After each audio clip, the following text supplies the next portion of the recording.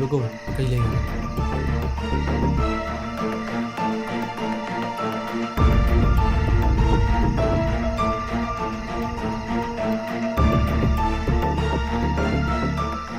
ꯏꯆꯝ ꯆꯝꯕ ꯃꯥꯜꯂꯦ ꯌꯥꯝ ꯅꯨꯡꯁꯤꯌꯦ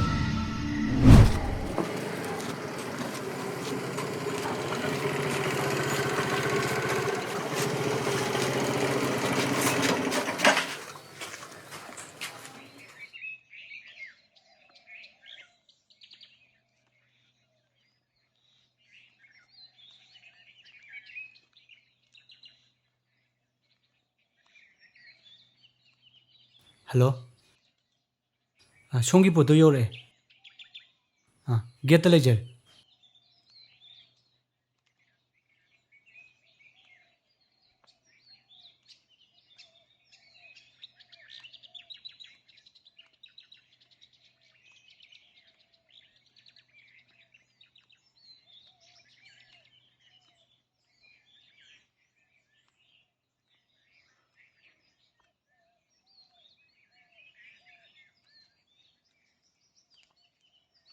ꯁꯦ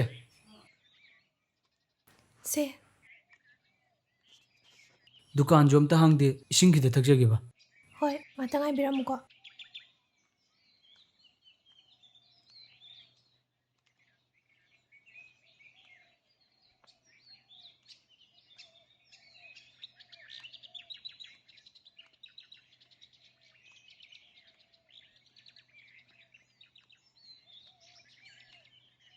ꯊꯦꯡꯛ ꯌꯨ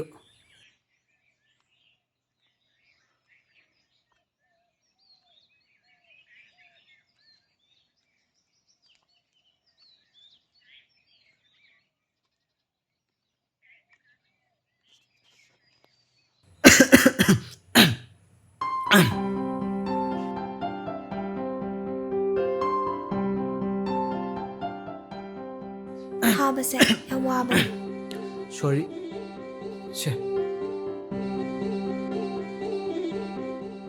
ꯑꯃꯨꯛ ꯆꯠꯂꯨꯈꯤꯒꯦ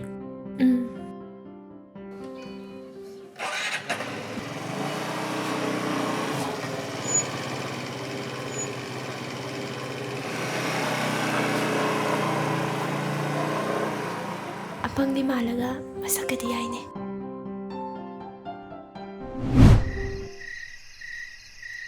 ꯃꯤꯠꯌꯦꯡ ꯑꯃ ꯇꯧꯏꯅ ꯈꯜꯂꯤꯅꯤ ꯃꯣꯏ ꯏꯝꯐꯥꯜ ꯂꯩꯁꯥꯕꯤꯉꯩꯁꯦ ꯌꯥꯝ ꯈꯠ ꯆꯥꯅꯤꯡꯅꯤ ꯀꯅꯥꯅꯣ ꯌꯥꯝ ꯈꯜꯂꯤꯗꯨꯅ ꯀꯅꯥꯁꯨ ꯅꯠꯇꯦꯗ ꯏꯆꯦ ꯀꯩ ꯂꯩꯀꯥꯏꯒꯤ ꯂꯩꯁꯥꯕꯤꯅꯣ ꯅꯪꯉꯣꯟꯗ ꯈꯠꯆꯜꯂꯛꯏꯗꯨꯅ ꯄꯥꯈꯪ ꯐꯥꯔꯦ ꯀꯥꯏꯅ ꯉꯥꯎꯁꯟꯅꯕ ꯌꯥꯔꯣꯏꯀꯣ ꯅꯅꯥꯍꯨꯝ ꯇꯠꯆꯅꯤꯍꯦ ꯏꯆꯦ ꯑꯩꯕꯨ ꯉꯥꯎꯁꯟꯅꯕ꯭ꯔꯅꯦ ꯍꯧꯖꯤꯛꯄꯨꯗꯤ ꯉꯥꯎꯁꯟꯅꯗ꯭ꯔꯤꯅꯦ ꯑꯗꯨꯅꯦꯕ ꯏꯆꯦ ꯏꯆꯦꯅ ꯍꯥꯏꯕ ꯏꯅꯤꯗ ꯑꯩ ꯁꯨꯡꯉꯥꯎ ꯉꯥꯎꯁꯟꯅꯔꯣꯏ ꯑꯗꯣ ꯍꯌꯦꯡꯋꯥꯏ ꯑꯩꯅ ꯏꯍꯩ ꯇꯝ ꯂꯣꯏꯔꯒ ꯃꯇꯤꯛ ꯆꯥꯔꯀꯥꯟꯗꯅꯦ ꯑꯩꯒꯤ ꯂꯨꯍꯣꯡꯒꯗꯕ ꯅꯨꯄꯤꯗꯣ ꯏꯆꯦꯅ ꯊꯤꯕꯤꯒꯗꯕꯅꯤꯀோ ꯆꯠꯂꯣꯍꯦ ꯆꯧꯕꯪ ꯑꯣꯏꯅ ꯇꯧꯔꯗꯅ ꯏꯀꯥꯏꯕꯅ ꯃꯔꯣꯜ ꯑꯃ ꯈꯪꯗ꯭ꯔꯤꯕ ꯁꯤ ꯍꯥꯏꯕꯕꯨ ꯀꯩꯒꯤ ꯏꯀꯥꯏꯗꯣꯏꯕ ꯁꯨꯝ ꯁꯦꯡꯅ ꯍꯥꯏꯖꯕꯩ ꯋꯥꯅꯤ ꯀꯩꯅꯣ ꯂꯥꯏꯔꯤꯛꯅ ꯍꯩꯔꯤꯗꯨꯒ ꯄꯪꯉꯤ ꯈꯨꯄꯪꯗꯨꯒ ꯌꯥꯝ ꯊꯤ ꯋꯥꯏꯍꯦ ꯅꯨꯄꯤꯒꯤꯗꯤꯅꯦ ꯑꯋꯥꯡ ꯂꯩꯀꯥꯏꯒꯤ ꯕꯥꯖꯤꯕꯨ ꯑꯆꯧꯕꯒꯤ ꯃꯆꯥꯅꯨꯄꯤ ꯑꯌꯤꯡꯕꯤꯗꯣ ꯑꯩꯈꯣꯏ ꯄꯥꯕ ꯂꯩꯔꯤꯉꯩꯗ ꯇꯨꯡꯒꯤ ꯃꯔꯤꯐꯧ ꯇꯠꯇꯅꯕ ꯏꯆꯥ ꯅꯆꯥ ꯊꯥꯖꯅꯁꯤꯅ ꯋꯥꯁꯛꯅꯒꯤꯅ ꯑꯩꯈꯣꯏ ꯄꯥꯕꯅ ꯍꯥꯏꯔꯝꯕꯅꯤ ꯑꯗꯨꯅ ꯄꯥꯕꯒꯤ ꯋꯥꯁꯛ ꯉꯥꯛꯇꯕ ꯌꯥꯗꯕꯅꯤ ꯑꯁ ꯂꯣꯏꯔꯦꯍꯦ ꯄꯣꯛꯃꯤꯟꯅꯕ ꯏꯆꯤꯜ ꯏꯅꯥꯎꯗꯨꯅ ꯌꯥꯝ ꯆꯝꯅ ꯅꯨꯡꯁꯤꯅ ꯂꯣꯏꯅꯔꯛꯑꯒ ꯑꯩꯒ ꯂꯨꯍꯣꯡꯗꯣꯏꯕ ꯌꯥꯝ ꯏꯀꯥꯏꯗ ꯍꯣꯏ ꯃꯨꯠꯀ ꯁꯥꯒꯠꯂꯨꯒꯤꯅꯨ ꯍꯧꯖꯤꯛ ꯍꯣꯔꯦꯟꯒꯤ ꯋꯥ ꯅꯠꯇꯦ ꯑꯁ ꯀꯩꯁꯨ ꯈꯟꯗꯦꯕ ꯑꯩꯈꯣꯏ ꯆꯦꯁꯤꯗꯤ ꯚꯦꯀꯦꯁꯟ ꯂꯣꯏꯔꯕꯅꯤꯅ ꯍꯌꯦꯡꯗꯤ ꯀꯣꯂꯦꯖ ꯀꯥꯗꯣꯏ ꯑꯣꯏꯔꯝꯅꯤ ꯂꯥꯏꯔꯤꯛ ꯉꯥꯏꯍꯥꯛ ꯄꯥꯔꯣ ꯑꯗꯨꯒ ꯁꯠ ꯇꯨꯝꯒꯗꯕ ꯃꯣꯔꯅꯤꯡ ꯋꯥꯛꯀꯤꯡ ꯆꯠꯀꯗꯕꯅꯤ ꯐꯣꯟꯗꯣ ꯄꯤꯔꯛꯑꯣ ꯀꯗꯥꯏ ꯁꯦ ꯂꯥꯏꯔꯤꯛꯇꯣ ꯄꯥꯊꯣꯛꯑꯣ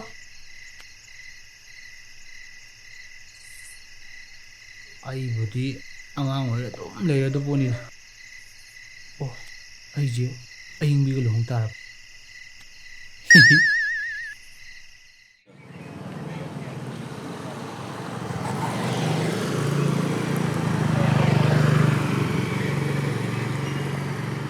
ꯋꯥꯊꯤ ꯊꯤꯕ ꯉꯥꯡꯉꯛꯑꯕ ꯑꯩꯗꯤ ꯕ꯭ꯂꯣꯛ ꯑꯗꯨꯝ ꯇꯧꯁꯤꯜꯂꯦ ꯌꯥꯝꯁꯨ ꯌꯥꯝꯃꯟꯈ꯭ꯔꯦ ꯏꯕꯦꯝꯃ ꯑꯗꯨꯅ ꯀꯥꯏꯅꯕꯗ ꯀꯩꯝ ꯈꯜꯂꯝꯃꯣꯏ ꯅꯪꯗꯤ ꯀꯩꯕꯨ ꯈꯜꯂꯨꯗꯣꯏꯅꯣ ꯇꯥꯏꯝ ꯄꯥꯁꯀꯤ ꯑꯗꯨꯝ ꯈꯪꯅꯕꯁꯤꯕꯨ ꯇꯦꯛ ꯇꯦꯛꯇꯤ ꯑꯆꯥꯄꯣꯠ ꯆꯥꯕꯗꯤ ꯄꯦꯜꯂꯝꯃꯅꯤ. ꯈꯔꯗꯤ ꯑꯗꯨꯝ ꯆꯥꯔꯦ ꯅꯣꯡꯃꯗ ꯅꯨꯄꯥ 3 ꯃꯔꯤꯗꯤ ꯁꯣꯏꯗ꯭ꯔꯦ ꯊꯉꯥꯏꯕꯨꯛꯇ ꯊꯣꯛꯂꯛꯑꯣ ꯍꯥꯏꯔꯒ ꯑꯆꯥꯄꯣꯠ ꯊꯤꯜꯂꯛꯏꯁꯦ. ꯑꯐꯕ ꯕꯤꯖꯤꯅꯦꯁꯅꯤꯅꯦ ꯅꯪꯒꯤꯗꯨꯗꯤ.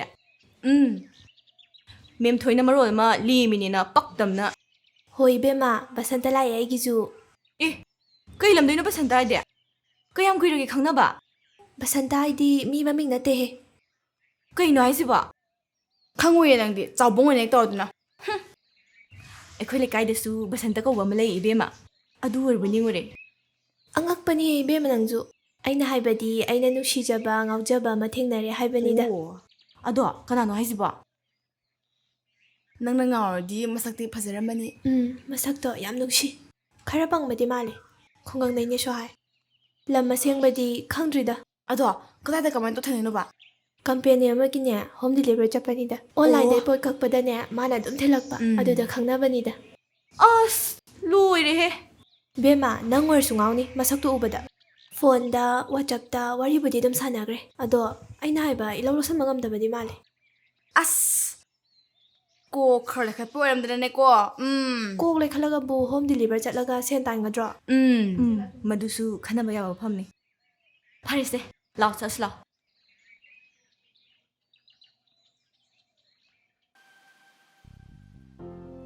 ꯍꯩꯃꯥ ꯀꯩꯗꯧꯔꯒꯦ ꯑꯃꯨꯛ? ꯀꯩꯗꯧꯔꯒꯦ ꯃꯦꯝꯊꯣꯏ? ꯍꯦ ꯑꯩꯅ ꯍꯥꯏꯕ ꯅꯨꯄꯥꯗꯣ ꯇꯨ ꯑꯥꯗ ꯂꯩꯔꯦ ꯍꯥꯏꯕ. ꯍꯩꯃꯥ ꯑꯩꯈꯣꯏ ꯀꯣꯂꯦꯖꯁꯤꯗ ꯇꯝ ꯃꯥꯜꯂꯦ. ꯌꯥꯝ ꯊꯥꯖꯗꯤꯌꯦ. ꯀꯔꯝꯕꯅꯣ? ꯀꯔꯝꯕꯅꯣ ꯅꯪ ꯍꯥꯏꯁꯤꯕꯣ? ꯑꯁ ꯔꯥꯁꯤ ꯂꯩꯕ ꯈꯔ ꯐꯨꯂꯩꯅꯕꯁꯦ.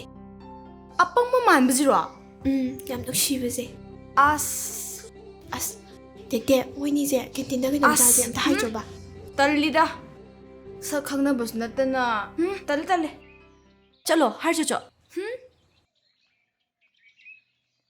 ꯑꯁ ꯅꯍꯥꯟꯈꯩꯗꯤ ꯁꯛ ꯈꯪꯅꯗ꯭ꯔꯁꯨ ꯄꯪꯍꯥꯏ ꯍꯥꯏꯗꯨꯕꯣ. ꯑꯗꯣ ꯑꯗꯨꯝ ꯇꯣꯏꯅ ꯊꯦꯡꯅꯕ ꯃꯤ ꯑꯣꯏꯔꯗꯤ ꯐꯩꯗꯅ. ꯉꯁꯤꯈꯛ ꯊꯦꯡꯅꯕꯁꯤꯗ ꯑꯩ ꯇꯜꯂꯦꯕ. ꯉꯁꯤꯗꯤ ꯊꯧꯅꯥꯒ ꯈꯃꯥꯡ ꯃꯥꯡꯉꯤꯀꯣ. ꯍꯦꯔꯥ ꯑꯩ ꯇꯧꯒꯦꯁꯦ. ꯍꯩꯃꯥ ꯆꯠꯈ꯭ꯔꯦ.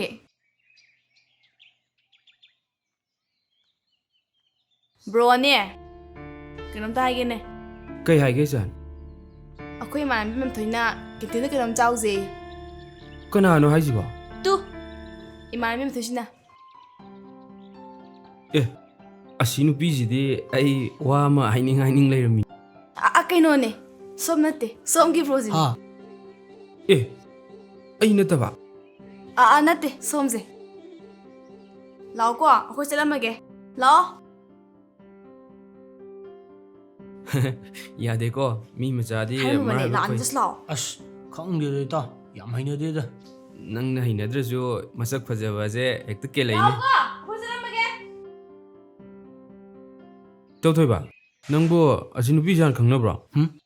ꯈꯪꯅꯗꯦ. ꯃꯁꯛꯄꯨꯗꯤ ꯈꯪꯉꯤ. ꯀꯩ ꯂꯩꯀꯥꯏꯗꯩꯅꯣ? ꯂꯝꯂꯣꯡꯗꯩꯅꯤ. ꯅꯪꯗꯤ ꯀꯃꯥꯏꯅ ꯊꯦꯡꯅꯔꯨꯏꯕ? ꯍꯟꯗꯛ ꯚꯦꯀꯦꯁꯟ ꯃꯅꯨꯡꯗ ꯀꯝꯄꯦꯅꯤ ꯑꯃꯒꯤ ꯍꯣꯝ ꯗꯤꯂꯤꯚꯔꯤ ꯆꯠꯂꯦ. ꯁꯨꯝ ꯐ꯭ꯔꯤꯗ ꯂꯩꯕꯗꯨꯗ. ꯑꯦ ꯅꯪꯗꯤ ꯖꯥꯠ ꯌꯥꯝ ꯇꯧꯔꯝꯃꯤ ꯖꯥꯠꯅꯤꯅꯦ. ꯁꯨꯝ ꯃꯇꯝ ꯃꯥꯡꯍꯟꯗꯣꯏ ꯁꯔꯨꯛ ꯏꯆꯦꯒꯤꯁꯨ ꯃꯇꯦꯡ ꯄꯥꯡꯕꯅꯤꯗ. ꯑꯣ ꯃꯔꯝ ꯌꯥꯝ ꯃꯣꯏ ꯖꯥꯠꯅꯤꯅꯦ. ꯆꯠꯁꯤ ꯂꯥꯎ ꯃꯣꯏ ꯉꯥꯏꯔꯝꯃꯅꯤ. ꯏꯇꯥꯎ ꯑꯣꯏꯅ ꯆꯠꯂꯨꯔꯣ. ꯑꯩꯗꯤ ꯇꯜꯂꯤꯗ. ꯅꯪꯅꯦ ꯃꯣꯏ ꯍꯥꯏꯔꯝꯃꯤꯗꯣ. ꯏꯇꯣꯝꯇ ꯀꯃꯥꯏꯅ ꯆꯠꯇꯣꯏꯅꯣ? ꯑꯩ ꯍꯩꯅꯗꯦ.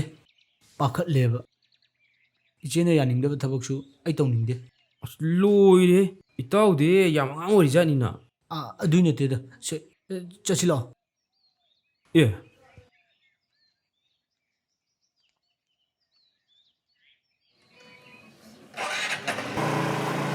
ꯑꯦ ꯃꯤꯁꯤꯡꯁꯦ ꯖꯥꯠꯅꯤꯀꯣ.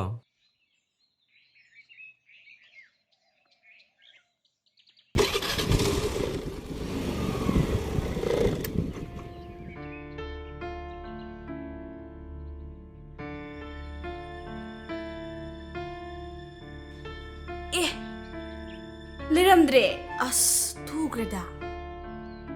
ꯀꯗꯣꯝ ꯆꯠꯈ꯭ꯔꯖꯥꯠꯅꯣ? ꯑꯁ ꯃꯀꯣꯛ ꯆꯥꯛꯄ ꯃꯤ ꯑꯣꯏꯔꯝꯅꯤꯗ. ꯑꯁ ꯈꯪꯗ꯭ꯔꯦꯗ ꯑꯩ ꯑꯗꯨꯝ ꯀꯣꯛ ꯉꯥꯎꯁꯜꯂꯛꯑꯦꯗ. ꯇꯥ ꯊꯣꯏꯕ ꯑꯩꯗꯤ ꯋꯥ ꯑꯃ ꯈꯪꯅꯤꯡꯉꯣ ꯍꯥꯏꯕꯤꯌꯨꯔꯥ? ꯀꯩ ꯋꯥꯅꯣ ꯍꯥꯏꯌꯨꯅꯦ. ꯑꯩꯈꯣꯏ ꯆꯦꯡꯕꯤꯒ ꯅꯣꯏꯅꯤꯒꯤ ꯋꯥꯅꯤꯗ. ꯑꯩꯈꯣꯏ ꯃꯥ ꯍꯥꯏꯕꯗꯨꯔꯣ? ꯂꯥꯡꯅꯨ ꯇꯥꯅꯤꯡꯗꯦ. ꯑꯩꯈꯣꯏ ꯃꯥꯅꯅꯦ ꯐꯥꯒꯤ ꯇꯧꯕ ꯑꯣꯏꯔꯝꯅꯤ. ꯅꯠꯇꯦ ꯀꯩꯁꯨ. ꯃꯣꯏꯅ ꯋꯥꯔꯤ ꯁꯥꯟꯅꯕꯗ ꯇꯥꯔꯤꯅꯤ. ꯑꯍꯟ ꯃꯁꯦꯟꯕꯨ ꯐꯥꯒꯤ ꯇꯧꯅꯒꯗ꯭ꯔꯣ? ꯑꯗꯨ ꯀꯩ ꯋꯥꯅꯣ ꯍꯥꯏꯌꯨꯅꯦ. ꯍꯦꯛ ꯍꯥꯏꯕꯗ ꯅꯪ ꯑꯩ ꯀꯩꯗꯧꯒꯦ ꯌꯦꯡꯉꯣ. ꯏꯁ ꯏꯀꯥꯏꯔꯤꯔꯣ? ꯍꯌꯦꯡꯋꯥꯏꯗꯤ ꯋꯥꯗꯨꯕꯨ. ꯏꯃꯥ ꯍꯣꯏꯅ ꯐꯥꯒꯤ ꯇꯧꯕ ꯑꯣꯏꯔꯝꯅꯤꯌꯦ. ꯐꯥꯒꯤ ꯇꯧꯕ ꯑꯣꯏꯔꯝꯅꯤ. ꯑꯗꯣ ꯑꯗꯨꯝ ꯍꯥꯏꯌꯣꯕ. ꯑꯁ ꯂꯨꯍꯣꯡꯕꯩ ꯋꯥꯔꯤꯅꯤꯕ. ꯅꯣꯏꯅꯤꯅꯦ ꯍꯌꯦꯡꯋꯥꯏꯅꯦ ꯏꯗꯣꯝꯆꯥꯅ ꯂꯨꯍꯣꯡꯅꯤꯌꯦ. ꯑꯣ ꯑꯗꯨ ꯍꯥꯏꯕꯨ ꯀꯩꯗꯧꯋꯦꯒꯦ. ꯑꯩꯁꯨ ꯈꯪꯉꯤꯗ ꯑꯩꯈꯣꯏ ꯆꯦ ꯍꯣꯏꯅ ꯍꯥꯏꯕꯗꯒꯤ. ꯑꯌꯥ ꯑꯁ ꯑꯩ ꯅꯣꯏꯗ ꯂꯥꯛꯄ ꯉꯝꯖꯔꯔꯣꯏꯗ. ꯏꯀꯥꯏꯖꯩꯌꯦ. ꯆꯣꯏ ꯑꯉꯥꯡ ꯃꯥꯅ ꯂꯩꯁꯥꯕꯤꯗꯧꯅ. ꯇꯥ ꯊꯣꯏꯕ ꯅꯪꯁꯨ ꯆꯠꯈ꯭ꯔꯣ. ꯑꯩꯈꯣꯏꯁꯨ ꯆꯪꯈ꯭ꯔꯒꯦ. ꯑꯩꯈꯣꯏ ꯄꯥꯕ ꯍꯜꯂꯛꯑꯅꯤꯕ. ꯆꯠꯂꯒꯦꯀꯣ ꯑꯗꯨꯗꯤ. ꯑꯦ ꯈꯨꯔꯥꯇꯣ ꯅꯠꯇ꯭ꯔꯅꯦ. ꯑꯌꯤꯡꯕꯤ ꯅꯣꯏ ꯀꯥꯇꯣꯟꯁꯤ ꯇꯥ ꯂꯩꯔꯦ. ꯂꯥꯛꯑꯣ. ꯈꯥꯇꯣꯟ. ꯇꯥꯕ꯭ꯔꯣ ꯈꯥꯇꯣꯟ? ꯈꯥꯇꯣꯟ. ꯇꯥꯕ꯭ꯔꯣ ꯈꯥꯇꯣꯟ? ꯁꯦ ꯍꯧꯒꯠꯂꯨꯁꯦ. ꯍꯧꯒꯠꯂꯨ ꯀꯩꯗꯧꯔꯒꯦ? ꯈꯥꯇꯣꯟ ꯁꯦ ꯍꯧꯒꯠꯂꯣꯕ. ꯈꯥꯇꯣꯟ. ꯈꯥꯇꯣꯟ. ꯇꯥꯕ꯭ꯔꯣ? ꯈꯥꯇꯣꯟ ꯁꯤꯗ ꯀꯩꯗꯣꯏꯅꯣ ꯃꯤ? ꯍꯧꯒꯠꯂꯣ ꯁꯦ ꯍꯧꯒꯠꯂꯣꯕ ꯁꯦ. ꯂꯣꯏ ꯃꯣꯠꯂꯦꯕ. ꯀꯩꯅꯣ ꯆꯠꯁꯦꯕ ꯌꯨꯝꯗ. ꯎꯐꯨꯜꯃꯛꯇ ꯁꯨꯝ ꯍꯤꯞꯇꯅ ꯂꯩꯔꯤꯗꯨꯕꯣ? ꯁꯦ ꯍꯧꯒꯠꯂꯣꯕ ꯌꯨꯝꯗ ꯈꯥꯇꯣꯟ. ꯄꯣꯊꯥꯔꯨꯔꯁꯤ ꯂꯥꯛꯑꯣ. ꯁꯦ ꯍꯧꯒꯠꯂꯣꯁꯦ. ꯆꯠꯁꯤ ꯂꯥꯛꯑꯣꯕ.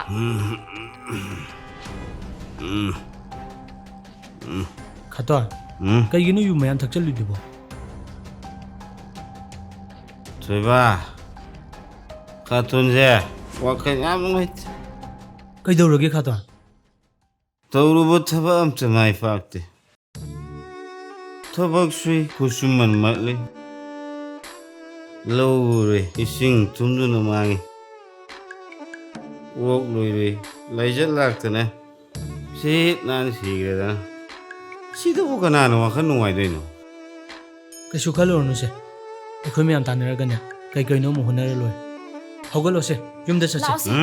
ꯑꯩ ꯌꯨꯝ ꯆꯠꯈꯤꯔꯣꯏ. ꯊꯋꯥꯏ ꯌꯥꯝ ꯅꯨꯡꯉꯥꯏꯇꯦ. ꯀꯩꯗꯧꯔꯒꯦ ꯈꯥꯇꯣꯟ? ꯗꯁꯥ ꯄꯥꯡꯗꯦ ꯗꯥꯎ ꯌꯥꯗꯦꯅ ꯀꯨꯊꯤ ꯌꯦꯡꯊꯣꯛꯀꯦ ꯆꯠꯄꯅꯦ. ꯑꯗꯨ ꯀꯨꯊꯤꯗꯨ ꯑꯃꯨꯛ ꯇꯥꯍꯧꯔꯦ. ꯁꯤꯗꯕꯨ ꯀꯅꯥꯅ ꯋꯥꯈꯜ ꯅꯨꯡꯉꯥꯏꯗꯣꯏꯅꯣꯕ? ꯑꯁ ꯀꯗꯥꯏꯗ ꯀꯃꯥꯏꯅ ꯇꯧꯍꯧꯔꯤꯅꯣ ꯑꯗꯨꯕꯣ? ꯐꯨꯔꯤꯈꯥꯎꯗ ꯍꯥꯞꯄꯅꯦ. ꯀꯨꯊꯤ ꯌꯦꯡꯐꯝ ꯌꯧꯀꯥꯟ ꯌꯥꯎꯔꯝꯗꯕ. ꯂꯝꯕꯤꯗꯁꯨ ꯇꯥꯔꯝꯗ꯭ꯔꯦ.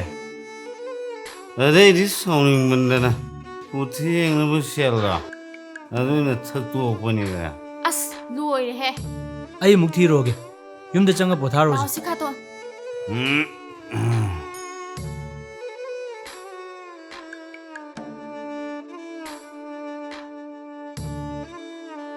ꯈꯥꯇꯣꯟ ꯍꯌꯦꯡꯈꯣꯏꯗꯤ ꯁꯨꯃꯥꯏꯅ ꯊꯛꯎꯔꯅꯨꯀꯣ. ꯉꯥꯎꯔꯗꯤ ꯉꯥꯎꯔꯦ. ꯑꯗꯨ ꯁꯨꯃꯥꯏꯅ ꯍꯦꯟꯖꯤꯟꯅ ꯊꯛꯆꯟꯒꯅꯣꯕ.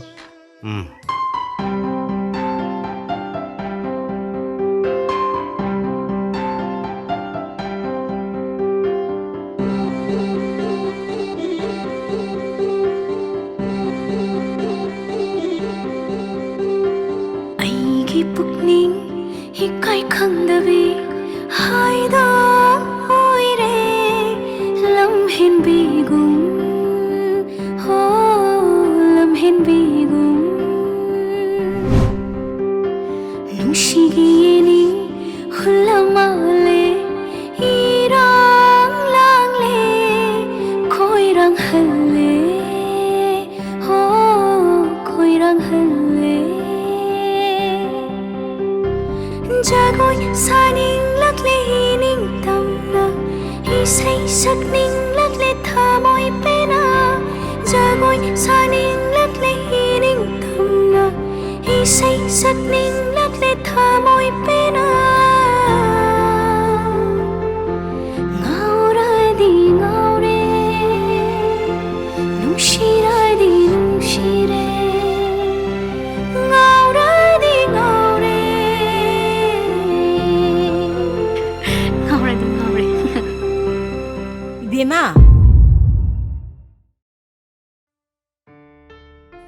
한dak masina tawraiba mawongsibo. Se. Nang bulai go ongnarabra ne.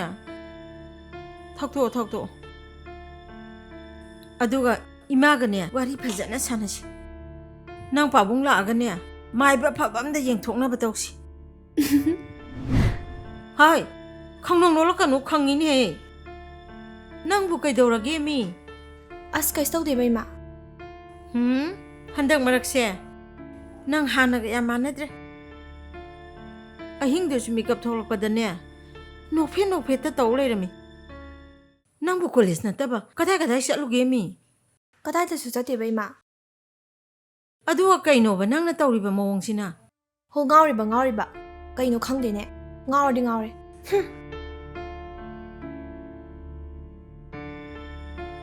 Kaino ne masina tawriba mawongsibo. Thangai sengna ngauraba jatla ne masibo.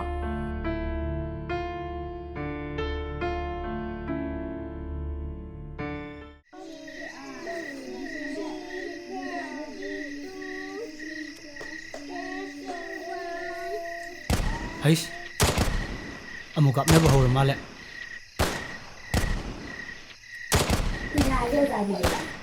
Ho. Loshalo.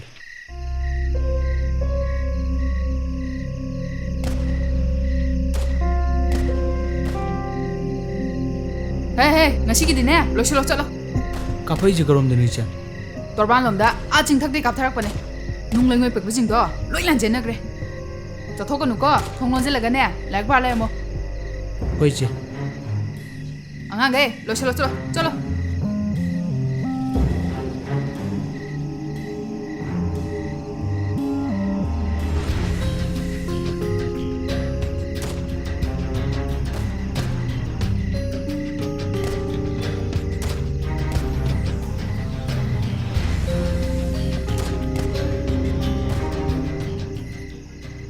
Kaigino ne moina micham miyamda numi kapsiliba hatliba yum mai thari jingjuba. Kanana kari hairu baino chong am phadri juba. Micham mai khoina kari la lageba. Moina khoida tainari je. Tingiel tingbangam joga nasigungda tainai dun. Moidai je. Numi chong pair ga ne. Dang kap.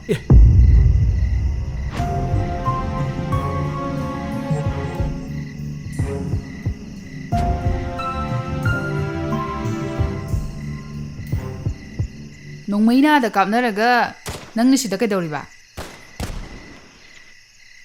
Sum wari boba. Sum pelaktabadu.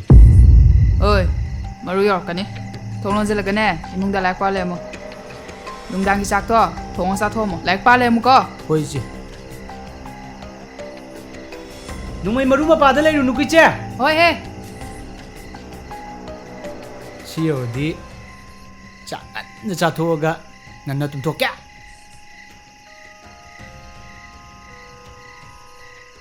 Nahan police lona chakhibuda adudagi kaimandana chakpa phajana chadri. Kaigino haija. Aidi dabu nusidana sakhangna ningdana jamna haibani. Aduga iman bimangda yami kaije. Haujiksu yami kai kainane phone tawrije. Haujiksu namanabi jingduga leminaribo. Leiminade. Yumdane leirise. Oh, adudi karo nuda. Ado dagi mingse kai kauge.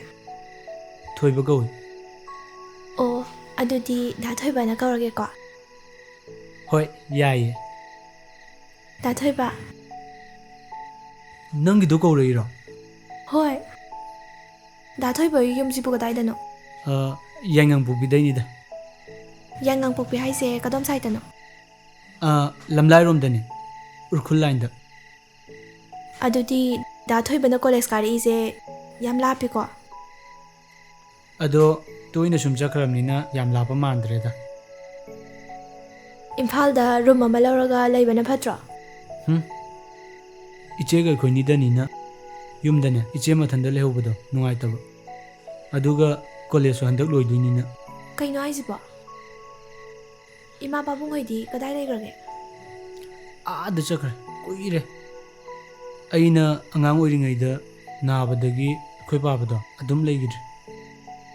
ꯏꯃꯥꯅ ꯄꯥꯕ ꯂꯩꯈꯤꯗꯕꯒꯤ ꯋꯥꯈꯜꯅ ꯂꯥꯏꯅꯥ ꯑꯣꯏꯔꯒ ꯂꯩꯈꯤꯗꯕꯅꯤ ꯑꯩꯗꯤ ꯑꯉꯥꯡ ꯑꯣꯏꯃꯟꯕꯩ ꯃꯦꯟ ꯇꯥꯍꯧꯗ꯭ꯔꯦꯗ ꯑꯁ ꯌꯥꯝ ꯅꯨꯡꯉꯥꯏꯇꯤꯌꯦ ꯏꯆꯦꯗꯤ ꯀꯩꯀꯩ ꯍꯣꯠꯅꯔꯤꯒꯦ ꯃꯇꯝ ꯃꯇꯝꯒꯤ ꯑꯐꯪꯕ ꯊꯕꯛ ꯁꯨꯔꯤꯗ ꯑꯌꯥꯝꯕ ꯃꯇꯝꯗ ꯇꯨꯔꯦꯜꯗ ꯅꯨꯡ ꯂꯩꯉꯣꯏ ꯄꯦꯛꯑꯦ ꯑꯣ ꯊꯕꯛ ꯌꯥꯝ ꯀꯟ ꯆꯥꯠꯅꯤꯅꯦ ꯑꯗꯨꯗꯤ ꯏꯆꯦꯗꯨꯒ ꯁꯛ ꯑꯝꯇꯪ ꯈꯪꯅꯅꯤꯡꯉꯤ ꯑꯁ ꯈꯪꯅꯔꯨꯅꯨꯗ ꯖꯥꯠ ꯌꯥꯝ ꯊꯤꯕꯅꯦ ꯍꯧꯖꯤꯛꯁꯨꯅꯦ ꯆꯤꯡꯗꯩ ꯅꯣꯡꯃꯩ ꯀꯥꯞꯊꯔꯛꯑꯦꯅ ꯅꯣꯡꯃꯩ ꯀꯥꯞꯅꯕ ꯌꯥꯎꯈ꯭ꯔꯤꯌꯦ ꯍꯜꯂꯛꯇ꯭ꯔꯤ ꯑꯣ ꯑꯣ ꯊꯧꯅꯥ ꯌꯥꯝ ꯐꯖꯥꯠꯅꯤꯅꯦ ꯑꯗꯨꯗꯤ ꯑꯗꯣ ꯍꯌꯦꯡ ꯀꯣꯂꯦꯖ ꯀꯥꯔꯛꯇꯣꯏ ꯅꯠꯇ꯭ꯔꯣ ꯑꯁ ꯏꯔꯥꯡꯁꯦ ꯍꯟꯗꯛꯗꯤ ꯀꯥꯔꯛꯀꯅꯤ ꯅꯠꯇ꯭ꯔꯗꯤ ꯀꯥꯔꯛꯑꯣꯏꯗ ꯍꯌꯦꯡ ꯀꯣꯂꯦꯖ ꯀꯥꯔꯛꯄꯗ ꯊꯦꯡꯅꯔꯁꯤꯀꯣ ꯀꯦꯟꯇꯤꯟꯗ ꯀꯩꯅꯣꯝꯃ ꯆꯥꯃꯤꯟꯅꯁꯦꯕ ꯌꯥꯕꯨꯗꯤ ꯌꯥꯏꯌꯦ ꯑꯗꯣ ꯀꯣꯏꯅꯕꯗꯤ ꯇꯜꯂꯤꯀꯣ ꯀꯩꯒꯤꯅꯣ ꯍꯥꯏꯁꯦ ꯅꯨꯄꯤ ꯍꯦꯛ ꯀꯣꯏꯕꯗꯅꯦ ꯐꯨꯅꯤ ꯏꯆꯦꯅ ꯑꯗꯨꯅ ꯇꯜꯂꯦꯕ ꯃꯇꯥꯡ ꯆꯥꯗꯅ ꯊꯣꯛꯍꯟꯅꯤꯡꯗꯕ ꯊꯧꯗꯣꯛ ꯊꯣꯛꯂꯛꯀꯗ꯭ꯔꯥꯅ ꯇꯧꯔꯤꯌꯣꯡꯒꯅꯤ ꯑꯗꯨꯕꯨꯗꯤ ꯁꯨꯝ ꯏꯆꯝ ꯆꯝꯅ ꯈꯪꯅꯕꯗꯤ ꯌꯥꯏꯗꯅ ꯆꯝꯅꯕꯨꯗꯤ ꯌꯥꯏꯗ ꯅꯦꯛꯁ ꯇꯥꯏꯝ ꯀꯣꯂꯦꯖ ꯂꯥꯛꯄꯗ ꯊꯦꯡꯅꯔꯁꯤꯀꯣ ꯍꯣꯏ ꯋꯥꯆꯞꯇ ꯑꯗꯨꯝ ꯄꯥꯎ ꯐꯥꯎꯅꯔꯁꯦ ꯊꯝꯃꯒꯦꯀꯣ ꯒꯨꯗ ꯅꯥꯏꯠ ꯑꯁꯨꯛ ꯌꯥꯝ ꯄꯪꯕ ꯑꯁꯨꯛ ꯌꯥꯝ ꯆꯝꯕꯁꯤꯕꯨ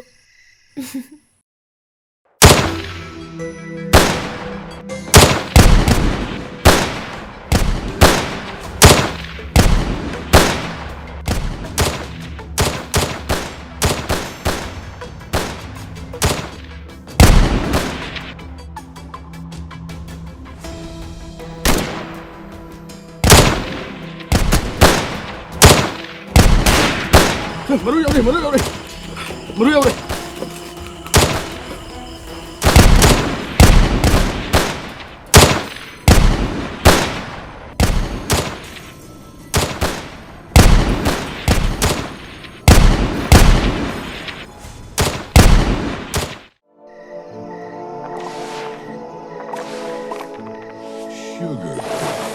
Hey, 폰도 더 머리 차지.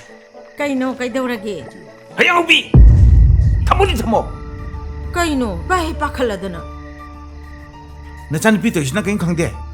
ꯍꯩꯃꯥ ꯀꯩꯗꯧꯔꯒꯦ ꯃꯣꯏ ꯄꯥꯕꯣ ꯅꯪ ꯅꯆꯥꯁꯤꯡꯁꯤ ꯅꯪ ꯀꯌꯥꯝ ꯂꯧꯗꯦꯀꯣ ꯅꯪ ꯑꯗꯨꯅꯅꯤ ꯅꯆꯥꯅꯨꯄꯤ ꯑꯍꯟ ꯁꯣꯏꯔꯤꯁꯦ ꯑꯩꯕꯨ ꯋꯥꯌꯥꯝ ꯍꯪꯒꯅꯨ ꯀꯩꯅꯣ ꯀꯩꯗꯧꯔꯒꯦꯁꯨ ꯍꯥꯏꯗꯤ ꯀꯩꯗꯧꯔꯒꯦꯕ ꯃꯈꯥ ꯇꯥꯔꯛꯀꯅꯨ ꯃꯃꯥꯗꯤ ꯃꯃꯥ ꯑꯣꯏꯌꯨ ꯃꯆꯥꯕꯨ ꯀꯨꯞꯅ ꯁꯦꯟꯅꯔꯒ ꯍꯤꯃꯥꯏ ꯆꯨꯝꯕꯤꯒꯗꯕ ꯃꯆꯥ ꯑꯣꯏꯕꯁꯤꯡꯅ ꯇꯥꯏꯌꯣꯟꯅꯕ ꯂꯝꯕꯤꯗ ꯆꯠꯂꯤꯁꯦ ꯃꯃꯥ ꯑꯣꯏꯕꯤꯁꯤꯡꯅ ꯁꯣꯏꯕꯗꯒꯤꯅꯤ ꯃꯐꯝ ꯃꯇꯝ ꯆꯥꯗꯅ ꯊꯣꯛꯄ ꯊꯧꯗꯣꯛꯁꯤꯡꯁꯦ ꯑꯐꯕ ꯈꯛ ꯑꯣꯏꯔꯣꯏ ꯃꯁꯤꯒꯤ ꯑꯉꯥꯡꯁꯦ ꯀꯩꯗꯧꯔꯤꯒꯦ ꯑꯝꯇ ꯌꯦꯡꯉꯨꯈꯤꯒꯦ ꯍꯥꯏ ꯉꯥꯏꯈꯣ ꯅꯨꯡꯗꯥꯡ ꯄꯨꯡ 3 ꯍꯦꯛ ꯇꯥꯕꯗꯅꯦ ꯅꯆꯥꯅꯨꯄꯤꯒꯤ ꯐꯣꯟꯗꯣ ꯂꯧꯁꯤꯜꯂꯛꯀꯗꯕ ꯀꯩꯒꯤꯅꯣ ꯍꯥꯏꯁꯤꯕꯣ मरम ले चलो फोन दो चलो चलो ली कोक चलो देना फोन तो परो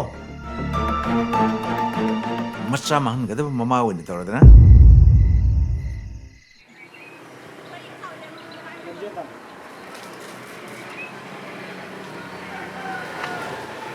ꯇꯨ ꯑꯁꯤꯗ ꯂꯥꯛꯏꯕ ꯅꯨꯄꯥꯁꯤꯗ ꯍꯪꯗꯦ ꯀꯦꯛꯇꯦ ꯑꯁꯤ ꯅꯨꯄꯥꯁꯤꯗ ꯇꯥꯡꯗꯦ ꯕ꯭ꯔꯣ ꯑꯥꯎ ꯀꯩ ꯁꯣꯔꯤ ꯑꯪꯀ ꯀꯩꯅꯣꯝꯇ ꯍꯪꯖꯒꯦꯕ ꯑꯩꯒꯤ ꯃꯤꯡꯒ ꯀꯧꯏꯅꯦ ꯏꯕꯦꯝꯃꯅ ꯀꯥꯏꯗꯩꯅꯣ ꯑꯩꯈꯣꯏ ꯈ꯭ꯋꯥꯏꯗꯩꯅꯦ ꯑꯪꯀ ꯑꯗꯨꯒꯤꯅꯤꯗꯅ ꯁꯛ ꯈꯔ ꯇꯥꯈꯠꯂꯛꯏꯗꯤ ꯑꯩꯒꯤ ꯃꯤꯡꯗꯤ ꯀꯃꯥꯏꯅ ꯈꯪꯉꯤꯕ ꯅꯪꯗꯤ ꯃꯤꯡ ꯈꯪꯖꯗꯤꯌꯦ ꯑꯪꯀ ꯍꯨꯠ ꯑꯪꯀꯜ ꯍꯥꯏꯗꯣ ꯑꯩꯒꯤ ꯃꯤꯡꯅꯤꯅꯦ ꯁꯣꯔꯤ ꯅꯣꯏꯅ ꯍꯪꯅꯤꯡꯉꯤꯗꯣ ꯀꯩꯅꯣ ꯍꯥꯏꯔꯛꯑꯣ ꯗꯦꯝ ꯀꯣꯂꯦꯖꯇ ꯇꯝꯕ ꯊꯣꯏꯕꯗꯣ ꯃꯣꯏ ꯌꯨꯝ ꯊꯤꯖꯔꯛꯄꯅꯦ ꯃꯆꯦꯒ ꯃꯆꯤꯟ ꯃꯄ꯭ꯋꯥꯒ ꯂꯩꯕꯗꯣ ꯅꯠꯇ꯭ꯔꯣ ꯍꯣꯏ ꯃꯥꯅꯦ ꯆꯨꯝꯃꯦ ꯑꯗꯨꯗꯨꯅꯦ ꯍꯩꯁ ꯅꯣꯏꯒꯤꯁꯦ ꯀꯩꯅꯣꯝꯅꯤꯍꯦ ꯏꯕꯦꯝꯃ ꯑꯩꯁꯦ ꯊꯣꯏꯕꯗꯨꯒꯤ ꯃꯕꯥꯏꯅꯤ ꯄꯥꯔꯃꯤꯅꯦꯟꯕꯨꯗꯤ ꯇꯥꯗ꯭ꯔꯤꯕ ꯑꯩꯒꯤ ꯏꯆꯟ ꯑꯣꯏꯗꯣꯏꯁꯤꯅ ꯀꯔꯝꯕꯅꯣ ꯅꯪ ꯂꯩꯕꯦꯝꯃ ꯍꯩꯃꯥ ꯆꯨꯝꯅ ꯍꯥꯏꯔꯛꯑꯦ ꯇꯨꯀꯠꯆꯩ ꯍꯦ ꯏꯀꯥꯏꯔꯨꯅꯨ ꯇꯨ ꯁꯤꯗꯩ ꯊꯣꯡꯒꯥꯜꯁꯤꯗꯅꯤ ꯂꯥꯛꯑꯣ ꯑꯩꯒ ꯆꯪꯃꯤꯟꯅꯔꯁꯤ ꯃꯣꯏꯒꯤꯅꯦ ꯍꯨꯏ ꯑꯊꯧꯕ ꯑꯃ ꯂꯩꯕꯅꯤ ꯂꯥꯛꯑꯣ ꯑꯩ ꯊꯣꯡꯒꯥꯜ ꯂꯩꯍꯧꯒꯦ ꯑꯩ ꯍꯨꯏꯗꯣ ꯇꯜꯂꯦ ꯍꯨꯏꯗꯤ ꯌꯥꯝ ꯍꯩꯅꯗꯦꯕ ꯍꯦ ꯑꯩ ꯌꯥꯎꯔꯤꯁꯤꯗꯤ ꯂꯥꯛꯑꯣ Ai tung ilo. Lo. Huina muk chipin ni. ꯑꯁ ꯃꯣꯏ ꯍꯨꯏꯗꯨꯅ ꯑꯃꯨꯛ ꯆꯤꯛꯇꯅꯅꯦ ꯑꯩ ꯗꯣꯛꯇꯔ ꯌꯧꯕ ꯉꯝꯖꯔꯔꯣꯏ ꯆꯤꯛꯑꯣꯍꯦ ꯅꯣꯏꯁꯨ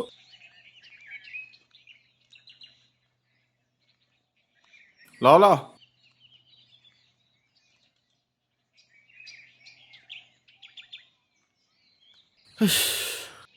Thoiba. ꯀꯥꯏ ꯆꯠꯈ꯭ꯔꯖꯥꯠꯅꯣ Lo ome mi lại me. ꯀꯅꯥꯅꯣ ꯂꯥꯛꯏꯕꯣ?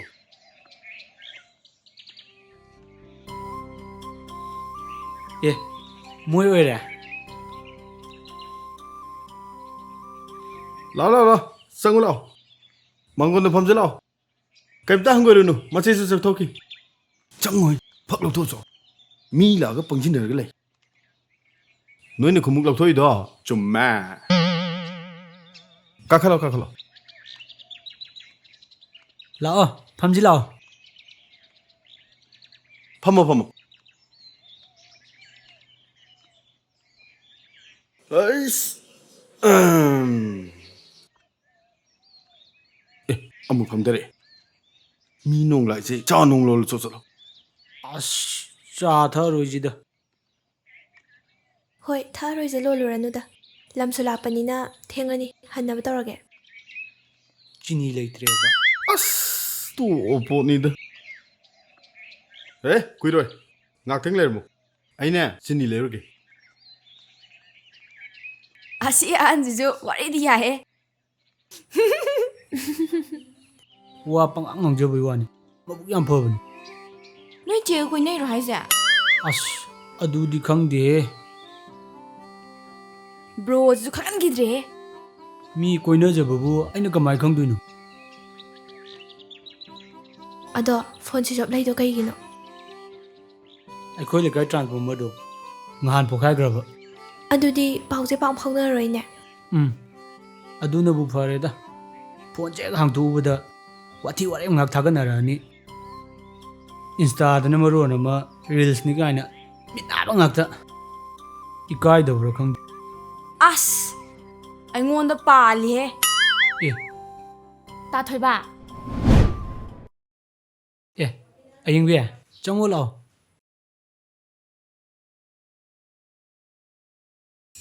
ꯆꯠꯅꯕ ꯇꯧꯔꯒꯦ. ꯏꯆꯦ ꯂꯥꯛꯇ꯭ꯔꯤꯉꯩꯗ. ꯍꯣꯏ ꯆꯠꯂꯨꯔ. ꯕ꯭ꯔꯣ ꯀꯣꯂꯦꯖꯁꯦ ꯈꯛꯇꯅꯤ ꯀꯥꯔꯛꯎꯅꯦ ꯃꯤ ꯌꯥꯝ ꯋꯥꯅꯩꯅꯦ. ꯋꯥꯕꯗꯤ ꯄꯣꯊꯥꯔ ꯐꯕꯅꯤ.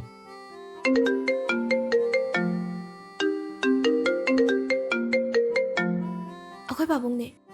ꯄꯥꯏꯔꯨꯔꯅꯨ ꯄꯥꯏꯔꯣꯏꯁꯦ. ꯆꯠꯁꯦ. ꯆꯠꯅꯕ ꯇꯧꯔꯁꯦ. ꯗꯥ ꯊꯣꯏꯕ ꯑꯩꯈꯣꯏ ꯑꯃꯨꯛ ꯆꯠꯂꯨꯈꯤꯒꯦꯀꯣ.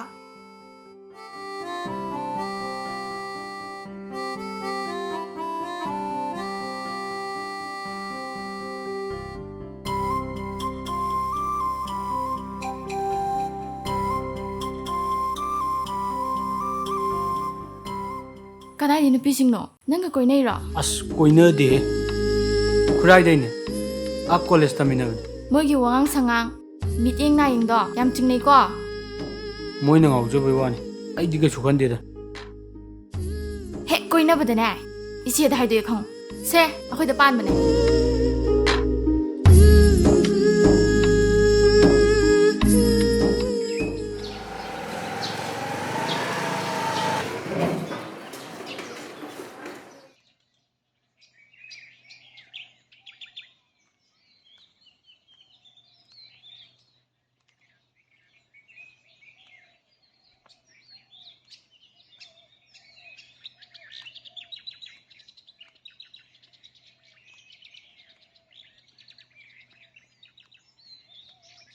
Hai ngay cô.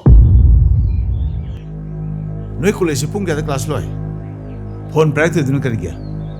Hey, say chat đi nó chừng. ꯐꯣꯟꯗꯨꯗꯤ ꯀ꯭ꯂꯥꯁꯇ ꯁꯥꯏꯂꯦꯟ ꯊꯝꯕꯒꯤ ꯑꯗꯨꯝ ꯍꯥꯡꯗꯣꯛꯇ꯭ꯔꯕ. ꯑꯗꯨꯏ ꯇꯥꯗ꯭ꯔꯕ. ꯑꯗꯨꯒ ꯁꯨꯛꯇꯤꯅ ꯍꯜꯂꯛꯏꯁꯤꯅ ꯀꯩꯒꯤ? Hey, say chat ꯉꯥꯏꯗ ꯁꯠ ꯁꯠ ꯈꯨꯝꯃꯨ ꯅꯆꯤꯟꯗꯣ. ꯈꯨꯝꯃꯣ ꯅꯆꯤꯟꯗꯣ. ꯏꯃꯥꯟꯅꯕꯤ ꯑꯃ ꯌꯥꯝ ꯀꯟꯅ ꯅꯥꯔ ꯂꯩꯕ. ꯑꯗꯨꯗ ꯏꯃꯥꯟꯅꯕꯤ ꯈꯔꯒ ꯅꯥꯕ ꯍꯪꯉꯨꯕꯅꯦ. Nariba na manabdi kaidagya. ꯌꯥꯏꯉꯪꯄꯣꯛꯄꯤ ꯅꯠꯇꯦ ꯎꯁꯣꯏꯄꯣꯛꯄꯤ. Hey, namanabdi maitai ra kaino? ꯃꯩꯇꯩꯅꯦ. ꯃꯩꯇꯩꯅꯦ ꯀꯌꯥ ꯃꯁꯤꯟ ꯊꯤꯅ ꯌꯦꯡꯉꯨꯅꯦ ꯎꯁꯣꯏ ꯐꯣꯛꯄꯤꯗ ꯃꯩꯇꯩ ꯂꯩꯕ꯭ꯔꯣ? ꯑꯝꯇ ꯉꯥꯏꯕꯤꯈꯣꯁꯦ ꯑꯉꯥꯡꯁꯤ ꯄꯥꯈꯠꯇꯅ ꯁꯦꯔꯥꯟ ꯇꯨꯔꯥꯟ ꯍꯥꯏꯕ ꯑꯣꯏꯔꯝꯒꯅꯤ ꯀꯔꯤ ꯂꯝꯗꯅꯣ ꯅꯣꯏ ꯆꯠꯂꯨꯏꯗꯣ ꯏꯃꯥ ꯀꯥꯎꯒ꯭ꯔꯤꯅꯦꯕ ꯍꯣꯔꯦꯟ ꯅꯤꯡꯁꯤꯡꯉꯀꯥꯟꯗ ꯍꯥꯏꯔꯒꯦ ꯂꯝꯗꯣ ꯑꯔꯣꯏꯕꯗ ꯄꯣꯛꯄꯤꯕꯨꯗꯤ ꯄꯟꯕꯅꯦꯕ ꯑꯩ ꯅꯃꯥ ꯅꯄꯥꯗ ꯃꯤꯅꯝꯒꯤ ꯈꯟꯒꯅꯨ ꯀꯣ ꯅꯪꯒꯤ ꯃꯥꯏꯊꯣꯡꯗꯨꯅ ꯃꯤꯅꯝꯃꯤ ꯍꯥꯏꯕꯁꯦ ꯏꯄꯥꯅ ꯆꯞ ꯆꯥꯅ ꯈꯪꯉꯤꯅꯦ ꯃꯆꯥ ꯑꯣꯏꯕꯁꯤꯡꯅ ꯃꯃꯥ ꯃꯄꯥꯗ ꯃꯤꯅꯝꯃꯗꯤꯅꯦ ꯑꯐꯕ ꯈꯛ ꯑꯣꯏꯔꯣꯏ ꯑꯩꯈꯣꯏꯅ ꯉꯥꯡꯁꯛꯄꯗ ꯂꯧꯗꯕ ꯃꯃꯥ ꯃꯄꯥ ꯑꯩꯈꯣꯏꯗ ꯃꯤꯅꯝꯈꯤꯕ ꯅꯆꯦꯁꯦ ꯍꯧꯖꯤꯛ ꯀꯩ ꯊꯣꯛꯑꯦ ꯅꯃꯤꯡ ꯎꯔꯕ ꯅꯠꯇ꯭ꯔꯣ ꯆꯠꯂꯣ ꯆꯠꯂꯣ ꯆꯠꯂꯣ ꯅꯐꯤꯔꯣꯟ ꯍꯣꯡꯗꯣꯛꯁꯨ ꯆꯠꯂꯣ ꯉꯁꯤꯗꯤ ꯅꯪ ꯋꯥ ꯆꯞ ꯆꯥꯅ ꯉꯥꯡꯅꯒꯗꯕꯅꯤ ꯆꯠꯂꯣ ꯆꯪꯈ꯭ꯔꯣ ꯆꯠꯂꯣ ꯂꯝ ꯏꯍꯦꯜ ꯍꯦꯜꯂꯗꯅ ꯑꯩ ꯃꯃꯥ ꯅꯪ ꯉꯥꯏꯈꯣ ꯑꯩ ꯃꯆꯥ ꯅꯨꯡꯁꯤꯗꯕ ꯃꯃꯥ ꯃꯄꯥ ꯂꯩꯔꯣꯏꯅꯦ ꯑꯗꯨꯕꯨ ꯃꯆꯥ ꯅꯨꯡꯁꯤꯕꯁꯦ ꯃꯄꯥꯟ ꯊꯣꯡꯗ ꯎꯠꯀꯗꯕ ꯅꯠꯇꯦꯅꯦ ꯅꯨꯡꯗ ꯊꯝꯒꯗꯕ ꯅꯪꯅ ꯃꯄꯥꯟ ꯊꯣꯡꯗ ꯅꯨꯡꯁꯤꯕ ꯎꯠꯄꯗꯒꯤ ꯃꯅꯤꯡ ꯇꯝꯍꯟꯕꯗꯒꯤ ꯅꯠꯇ꯭ꯔꯣ ꯅꯆꯥꯅꯨꯄꯤ ꯑꯍꯟꯁꯤꯅ ꯁꯣꯏꯔꯤꯁꯦ ꯍꯣꯏ ꯍꯣꯏ ꯌꯥꯔꯦꯁꯦ ꯑꯩꯁꯦ ꯅꯍꯥꯟꯋꯥꯏꯒꯤ ꯃꯤꯃꯤꯗꯨ ꯅꯠꯇ꯭ꯔꯕꯅꯤ ꯍꯩ ꯁꯣꯏꯔꯀꯥꯟꯗ ꯃꯥꯡꯉꯀꯥꯟꯗ ꯅꯤꯡꯉꯝꯗꯕ ꯄꯦꯟꯗꯕ ꯐꯥꯎꯗꯧ ꯁꯔꯨꯛꯄꯨꯗꯤ ꯉꯥꯡꯒꯗꯕ ꯆꯩꯒꯗꯕ ꯐꯨꯒꯗꯧꯅꯦ ꯅꯠꯇꯦ ꯑꯆꯨꯝꯕ ꯑꯐꯕ ꯂꯝꯕꯤꯗꯨꯗ ꯏꯜꯂꯒ ꯆꯠꯍꯧꯕꯅ ꯐꯠꯇ꯭ꯔꯣ ꯍꯧꯖꯤꯛꯄꯨꯗꯤ ꯑꯩꯁꯨ ꯂꯣꯏ ꯈꯪꯉꯦꯗ ꯃꯣꯏ ꯄꯥꯕꯨꯡ ꯅꯆꯥꯅꯨꯄꯤꯅ ꯉꯁꯤ ꯆꯠꯂꯨꯔꯤꯕ ꯃꯥꯅ ꯄꯥꯝꯂꯤꯕ ꯊꯕꯛꯁꯦ ꯐꯖꯅ ꯃꯃꯨꯠ ꯇꯥꯅ ꯍꯪꯉꯨ ꯃꯉꯣꯟꯗ ꯑꯗꯨꯒ ꯑꯩꯉꯣꯟꯗ ꯂꯤꯒꯗꯕ ꯀꯣ ꯑꯗꯨꯒ ꯑꯐ ꯐꯠꯇ ꯇꯥꯟꯅꯒꯗꯕ ꯌꯥꯔꯦ ꯆꯪꯉꯣ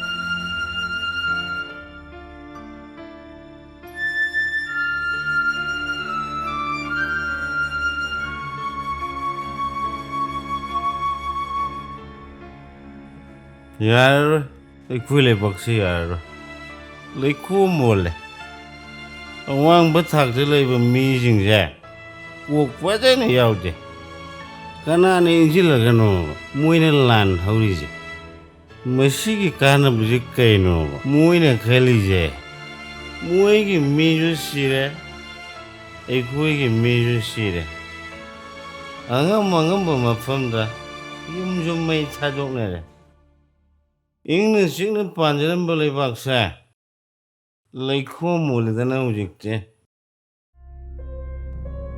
ꯍꯧꯒꯠꯄ ꯌꯥꯔꯔꯣꯏ ꯑꯔꯦꯡ ꯄꯨꯊꯔꯅꯤ ꯌꯥꯔꯔꯣꯏ ꯁꯨꯡꯌꯥ ꯌꯥꯔꯔꯣꯏ ꯑꯩ ꯇꯣꯝꯆꯧ ꯇꯥꯕ꯭ꯔꯣ ꯌꯦꯟ ꯑꯅꯥꯕꯗꯧꯅꯒ ꯇꯧꯔꯗꯅ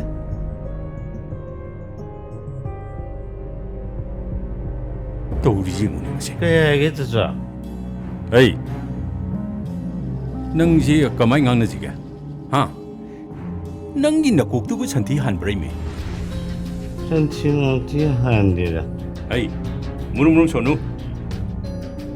ꯃꯤ ꯑꯃ ꯑꯣꯏꯅ ꯄꯣꯛꯑꯗꯤ ꯃꯤ ꯑꯃ ꯑꯣꯏꯅ ꯍꯤꯡꯒꯗꯕ ꯇꯥꯏꯕꯪꯄꯥꯟꯒꯤ ꯆꯠꯅꯕꯤ ꯌꯥꯎꯒꯗꯕ ꯍꯦ ꯅꯅꯥꯗꯨ ꯇꯥꯗ꯭ꯔꯅꯦ ꯇꯥꯏ ꯆꯆꯥ ꯑꯩ ꯇꯥꯔꯤ ꯆꯆꯥ ꯅꯪꯅ ꯋꯥꯈꯜꯗꯣ ꯑꯗꯨꯝ ꯈꯟꯊꯔꯔꯣꯏ ꯅꯨꯃꯤꯠ ꯆꯨꯞꯄ ꯑꯃ ꯑꯗꯨꯝ ꯊꯛꯇꯅ ꯂꯩꯔꯅꯤ ꯈꯜꯂꯗꯤꯅꯦ ꯅꯪ ꯌꯨꯝꯁꯤꯗ ꯍꯟꯖꯜꯂꯛꯑꯅꯨ ꯂꯝꯕꯤ ꯂꯝꯖꯥꯎꯗ ꯅꯪ ꯑꯗꯨꯝ ꯉꯥꯎꯔ ꯂꯩꯈ꯭ꯔꯣ ꯅꯪꯒꯤ ꯅꯀꯣꯛꯇꯨꯕꯨ ꯃꯆꯦꯠ ꯑꯝꯇ ꯈꯟꯊꯗ꯭ꯔꯤꯗꯨꯕꯨ ꯀꯩꯒꯤꯅꯣ ꯃꯤ ꯍꯩ ꯅꯪꯒꯤ ꯅꯔꯝ ꯆꯠꯇꯨꯅꯅꯤꯅꯦ ꯅꯌꯨꯝ ꯄꯥꯟꯗ꯭ꯔꯤꯗꯣ ꯏꯀꯥꯏꯍꯦ ꯅꯪꯕꯨ ꯏꯀꯥꯏ ꯈꯪꯕ꯭ꯔꯣ ꯏꯀꯥꯏ ꯈꯪꯕ꯭ꯔꯥ ꯍꯥꯏꯕ ꯅꯪꯕꯨ ꯃꯤ ꯈꯨꯗꯤꯡꯒꯤ ꯅꯤꯅꯤ ꯊꯩꯗꯨꯕꯨ ꯅꯪꯕꯨ ꯅꯃꯥꯏꯗꯨ ꯄꯥꯟꯗ꯭ꯔꯣ ꯑꯩꯈꯣꯏꯗꯤ ꯃꯤ ꯃꯃꯥꯡꯗ ꯏꯀꯥꯏꯅ ꯂꯣꯏꯔꯦꯅꯦ ꯑꯗꯨꯃꯥꯏ ꯍꯤꯡꯗꯧ ꯁꯔꯨꯛꯇꯨꯅꯦ ꯁꯤꯖꯒꯣꯟꯍꯦ ꯑꯁ ꯌꯥꯔꯦꯁꯦ ꯇꯣꯛꯄꯤꯔꯣꯁꯦ ꯉꯥꯡꯕꯗ ꯂꯧꯕꯤꯔꯣꯏꯗꯕ ꯃꯤꯁꯤꯗ ꯉꯥꯡꯉꯨꯔ ꯀꯩ ꯀꯥꯟꯅꯗꯣꯏꯅꯣ ꯋꯥ ꯃꯥꯡꯅꯅꯕꯅꯦ ꯑꯗꯨꯏ ꯁꯔꯨꯛ ꯆꯥꯛ ꯆꯥꯊꯣꯛꯅꯕ ꯇꯧꯔꯁꯦ ꯑꯉꯥꯡꯁꯨ ꯁ꯭ꯀꯨꯜ ꯆꯠꯀꯗꯧꯕꯅꯦ ꯂꯥꯛꯑꯣꯁꯦ ꯅꯪꯅꯅꯦ ꯑꯗꯨꯃꯥꯏꯅ ꯑꯗꯨꯝ ꯇꯧꯔꯒ ꯁꯤꯕ ꯉꯥꯏꯔꯒꯦ ꯈꯜꯂꯒꯗꯤꯅꯦ ꯏꯆꯥ ꯇꯣꯝꯕꯤꯁꯦ ꯉꯁꯤꯗꯤ ꯑꯩꯈꯣꯏꯗ ꯊꯝꯗꯣꯏꯕ ꯈꯜꯂꯨ ꯃꯨꯟꯅ ꯈꯜꯂꯨꯀꯣ ꯉꯁꯤꯗꯤ ꯑꯔꯦꯞꯄ ꯉꯥꯡꯅꯒꯗꯕꯅꯤꯅ ꯐꯖꯅ ꯐꯝꯃꯒ ꯆꯤꯟꯒ ꯌꯣꯠꯆꯔꯒ ꯈꯜꯂꯛꯈꯤꯒꯦ ꯃꯁꯤ ꯂꯥꯛꯑꯣꯁꯦ ꯑꯉꯥꯡ ꯁ꯭ꯀꯨꯜ ꯆꯠꯅꯕ ꯂꯣꯏꯁꯜ ꯂꯣꯏ ꯂꯩꯈ꯭ꯔꯕꯅꯤ ꯊꯕꯛ ꯆꯠꯄ ꯊꯦꯡꯈꯤꯗꯕꯅꯤ ꯑꯩ ꯅꯪ ꯃꯨꯟꯅ ꯈꯜꯂꯨꯀꯣ ꯅꯪ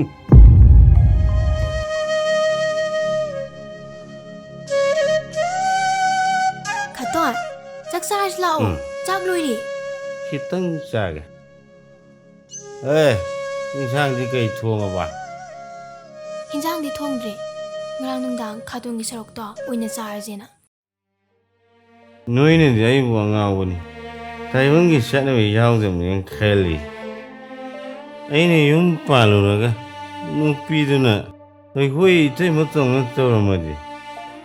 Jatombe nang hena narai baktini ko khalaga ay yum pangidawon.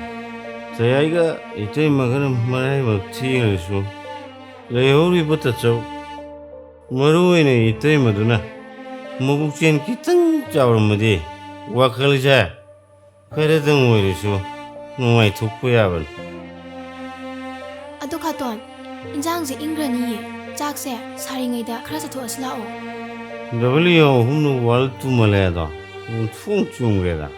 Number 1 woman nupi ki haktakta nupi ki hakanda acho bolanjau thokriba imung kaya ma khaibung tagrija masa mai horona khudam W humdugi manungda number 2 wine Khatona thaiba yuduni khaton hoine Sumi isa tumin haibu sumi. Adugo maram chana niyom sumna sinarade yu haija itak hainerim. Adubu khatongi khutaktune yu haije W humdugi manung chalije As ikaya. Satumbe nang school chaloidro. Nang school karoidro. Karoi Khatona sumaina so ngau leibade phi me putadana kuirena aidi school kagidaba aigi phibam jida lari kharatam hobanadi phabani khaton Satumbe ngasidagina nang khaton yu tharo amuhane yuja amuhane yengroi satumbe khaton ahingi ge ko ima phabagi manak chatlage sigra gina khalamani Howzikti ay siningdre ay hingi ke ko khaton Satumbe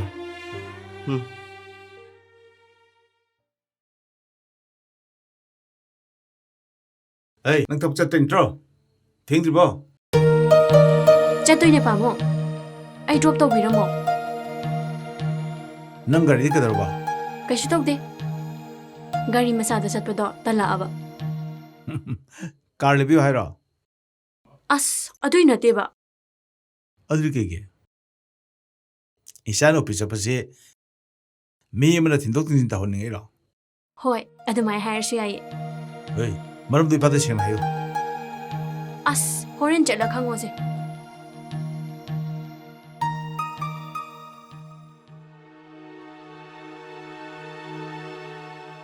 Kain machine ang ito isibo. Maram undi shoiler ngone. Nasipum na magsi. Mama man di kangpum thopun siya. Babung, tingin la osa si.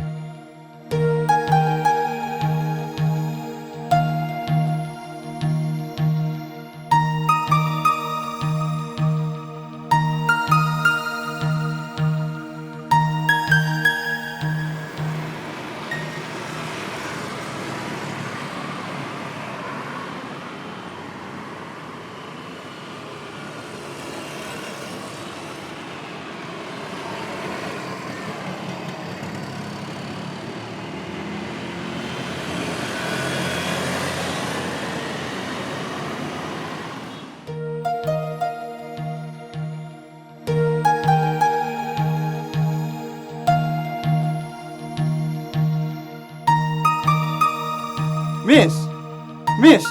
Abda nga bigo ba? Ano si ba? Mahog salo. Abda nga bigo.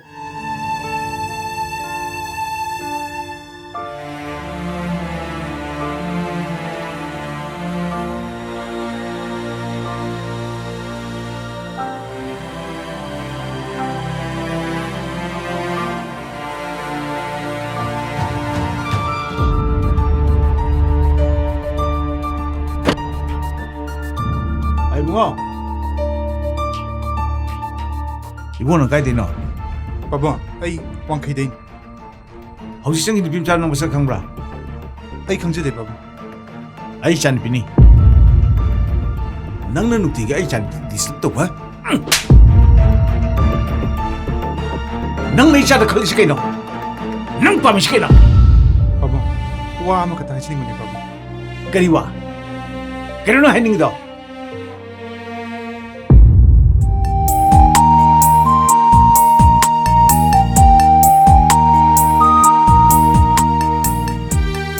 Mama, Papa, Mama le tu. Mama. Hey, Sana. Mama, Mama ngai kuwa. Sana. Kaino ni? Sana. Sana. Si, ano nga? Kanay mama no? Mama nati. Kanay mama no? Si, ay nangi mama nati si. Lagi no Nagi mama. Nagi mama nati ba si? ba? Sana. Ako si. Nagi mama do nati ba? Lagi no Mama. Sana. Asi nagi mama nati hai bani. Mama ngai kuwa. Sana. Asi nagi mama nati hai bani. Mama ne. Sana. Nati ba? Mama nati hai bani. Mama ngai kuwa. Angang din mama ni kalit mo kanil. Mama duga. Masak sa mana ya Pabong. Aduna ni Pabong. Oh. Mama do no kay legra ba? Nong mama ko ko. Gari masam da punna. Bazar satki. Khangaw da na tungam dagi. Asoba gari hebraman. Ai khoi hum thum jalaki. Laibak thire ba thudok tu dai. Chanupa. Ai khoi ni soktam lakanaki. Hospital da kuinya leki. Aduga mamadi. Kudak aduda leki. Aikhoi mikup tu dai dum unakidri. Adubu ichadani minamduna mamado mapalamda thabak tawri hajilaga loli.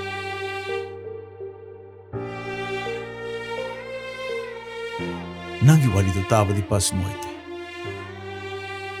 Mamaduga pabungi ichanapiduga sawong sada sak khenna kaisuliti.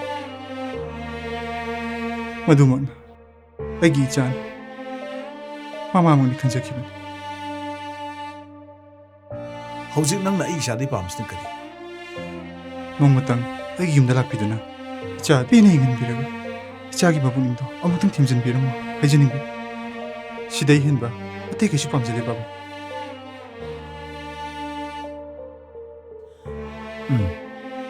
Ipan nangi nating pang mangamring. Isa di kaisi mamuhanari. Pabong, ai private school amada oja wajari. Pare pare. Ipa warun go. Adugidi ai kaisu warujade Pabong. Pabong. Pabong, siung ti yingbi.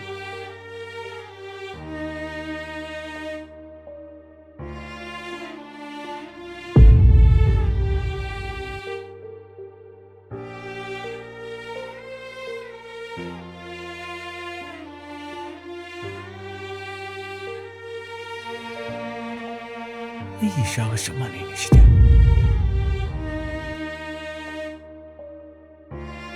Bunga, nangi kantik number piro. Ipa sa office matandog sila. Patodogi maning di araw na Pabong.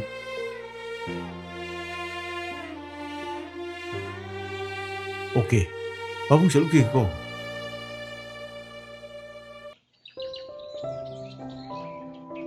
ꯑꯩꯈꯣꯏ ꯕ꯭ꯔꯣꯁꯦ ꯃꯔꯝ ꯌꯥꯝ ꯃꯣꯏꯅ ꯇꯥꯏꯗ. ꯑꯩꯕꯨꯔꯣ? ꯍꯣꯏ. ꯀꯅꯥ ꯍꯥꯏꯅꯣꯗ? ꯑꯦ ꯃꯔꯝ ꯃꯣꯏ ꯍꯥꯏꯕ ꯏꯀꯥꯏꯔꯣꯕ. ꯑꯗꯣ ꯕ꯭ꯔꯣꯁꯦ ꯍꯟꯇꯛ ꯒ꯭ꯔꯦꯖꯨꯑꯦꯁꯟꯁꯦ ꯂꯣꯏꯁꯤꯜꯂꯒ ꯃꯥꯁꯇꯔ ꯀꯥꯏ ꯇꯧꯗꯣꯏꯕ? ꯑꯩꯗꯤ ꯃꯥꯁꯇꯔꯒ ꯇꯧꯔꯔꯣꯏꯗ. ꯑꯦ ꯊꯕꯛ ꯇꯧꯔꯒꯦ ꯍꯥꯏꯔ? ꯀꯗꯥꯏꯗ ꯊꯕꯛꯅꯣꯗ? ꯀꯣꯂꯦꯖ ꯂꯥꯛꯄꯩ ꯒꯥꯔꯤ ꯊꯥꯎꯕ ꯍꯥꯟ ꯉꯝꯗ꯭ꯔꯀꯥꯟꯁꯤꯗ. ꯍꯩꯃꯥ ꯌꯥꯝ ꯅꯨꯡꯉꯥꯏꯇꯤꯌꯦ. ꯅꯍꯥꯟꯋꯥꯏꯗ ꯈꯪꯅꯔꯝꯃꯗꯤ ꯃꯦꯝꯊꯣꯏꯅ ꯃꯇꯦꯡ ꯄꯥꯡꯕꯤ ꯌꯥꯕꯅꯤ. ꯑꯩꯗꯤ ꯃꯤꯒꯤ ꯃꯇꯦꯡ ꯂꯧꯗꯦ. ꯀꯩꯒꯤꯅꯣ ꯍꯥꯏꯁꯤꯕꯣ? ꯑꯩꯈꯣꯏ ꯆꯦꯅ ꯀꯅꯥꯝꯇꯩ ꯃꯇꯦꯡ ꯂꯧꯕ ꯌꯥꯔꯣꯏꯅ ꯑꯩ ꯀꯅꯥꯝꯇꯩ ꯃꯇꯦꯡ ꯂꯧꯗꯦ. ꯑꯁ ꯂꯣꯏꯔꯦꯍꯦ. ꯕ꯭ꯔꯣ ꯍꯣꯏꯁꯤꯗꯨꯗꯤ ꯌꯥꯝ ꯁꯦꯇꯦꯟꯗꯣ ꯃꯥꯜꯂꯦ. ꯖꯥꯠ ꯌꯥꯝ ꯊꯤꯈ꯭ꯔꯖꯥꯠꯅꯤ. ꯑꯩꯈꯣꯏ ꯈꯨꯜꯒꯤ ꯅꯨꯄꯥ ꯑꯝꯇ ꯉꯥꯎꯁꯟꯅꯕ ꯌꯥꯗꯦ. ꯇꯥꯅ ꯇꯥꯅ ꯀꯥꯎꯔꯤꯕ. ꯑꯦ ꯑꯣꯟꯊꯣꯛꯈꯤꯖꯔꯦꯗ. ꯃꯦꯝꯊꯣꯏꯕꯨꯗꯤ ꯌꯥꯝ ꯅꯨꯡꯉꯥꯏꯗꯣꯏꯖꯥꯅꯤꯗ. ꯑꯦ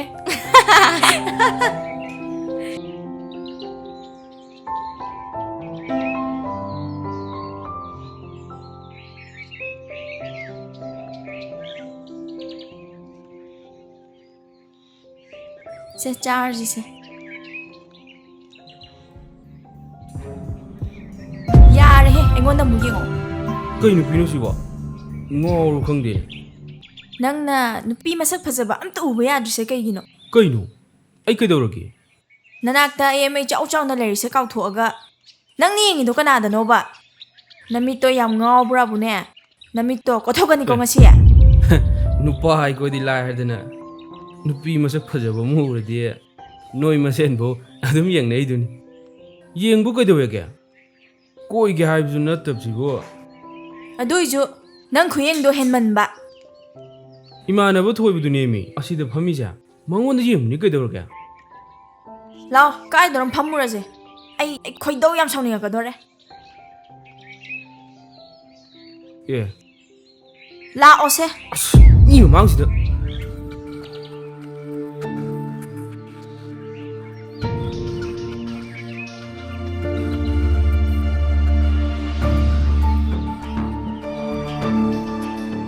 Ita, good luck. Ita, phamgi jingai ko. Yare yare. Phamro. Mi majadi marai bagi am pai ko. Yare lao. Bye bye. Chalo ge. Hoi ta. Jaja ki mi se yam lai bizat ni ko. Asigi mi je dinanu nu ko yam to ko chai. Mit yeng am tawe. Classmate oibaduda sumpun bai wan. Luna dinner dinate da. Aduishu pullu no ba. Mathau yam jaramoy.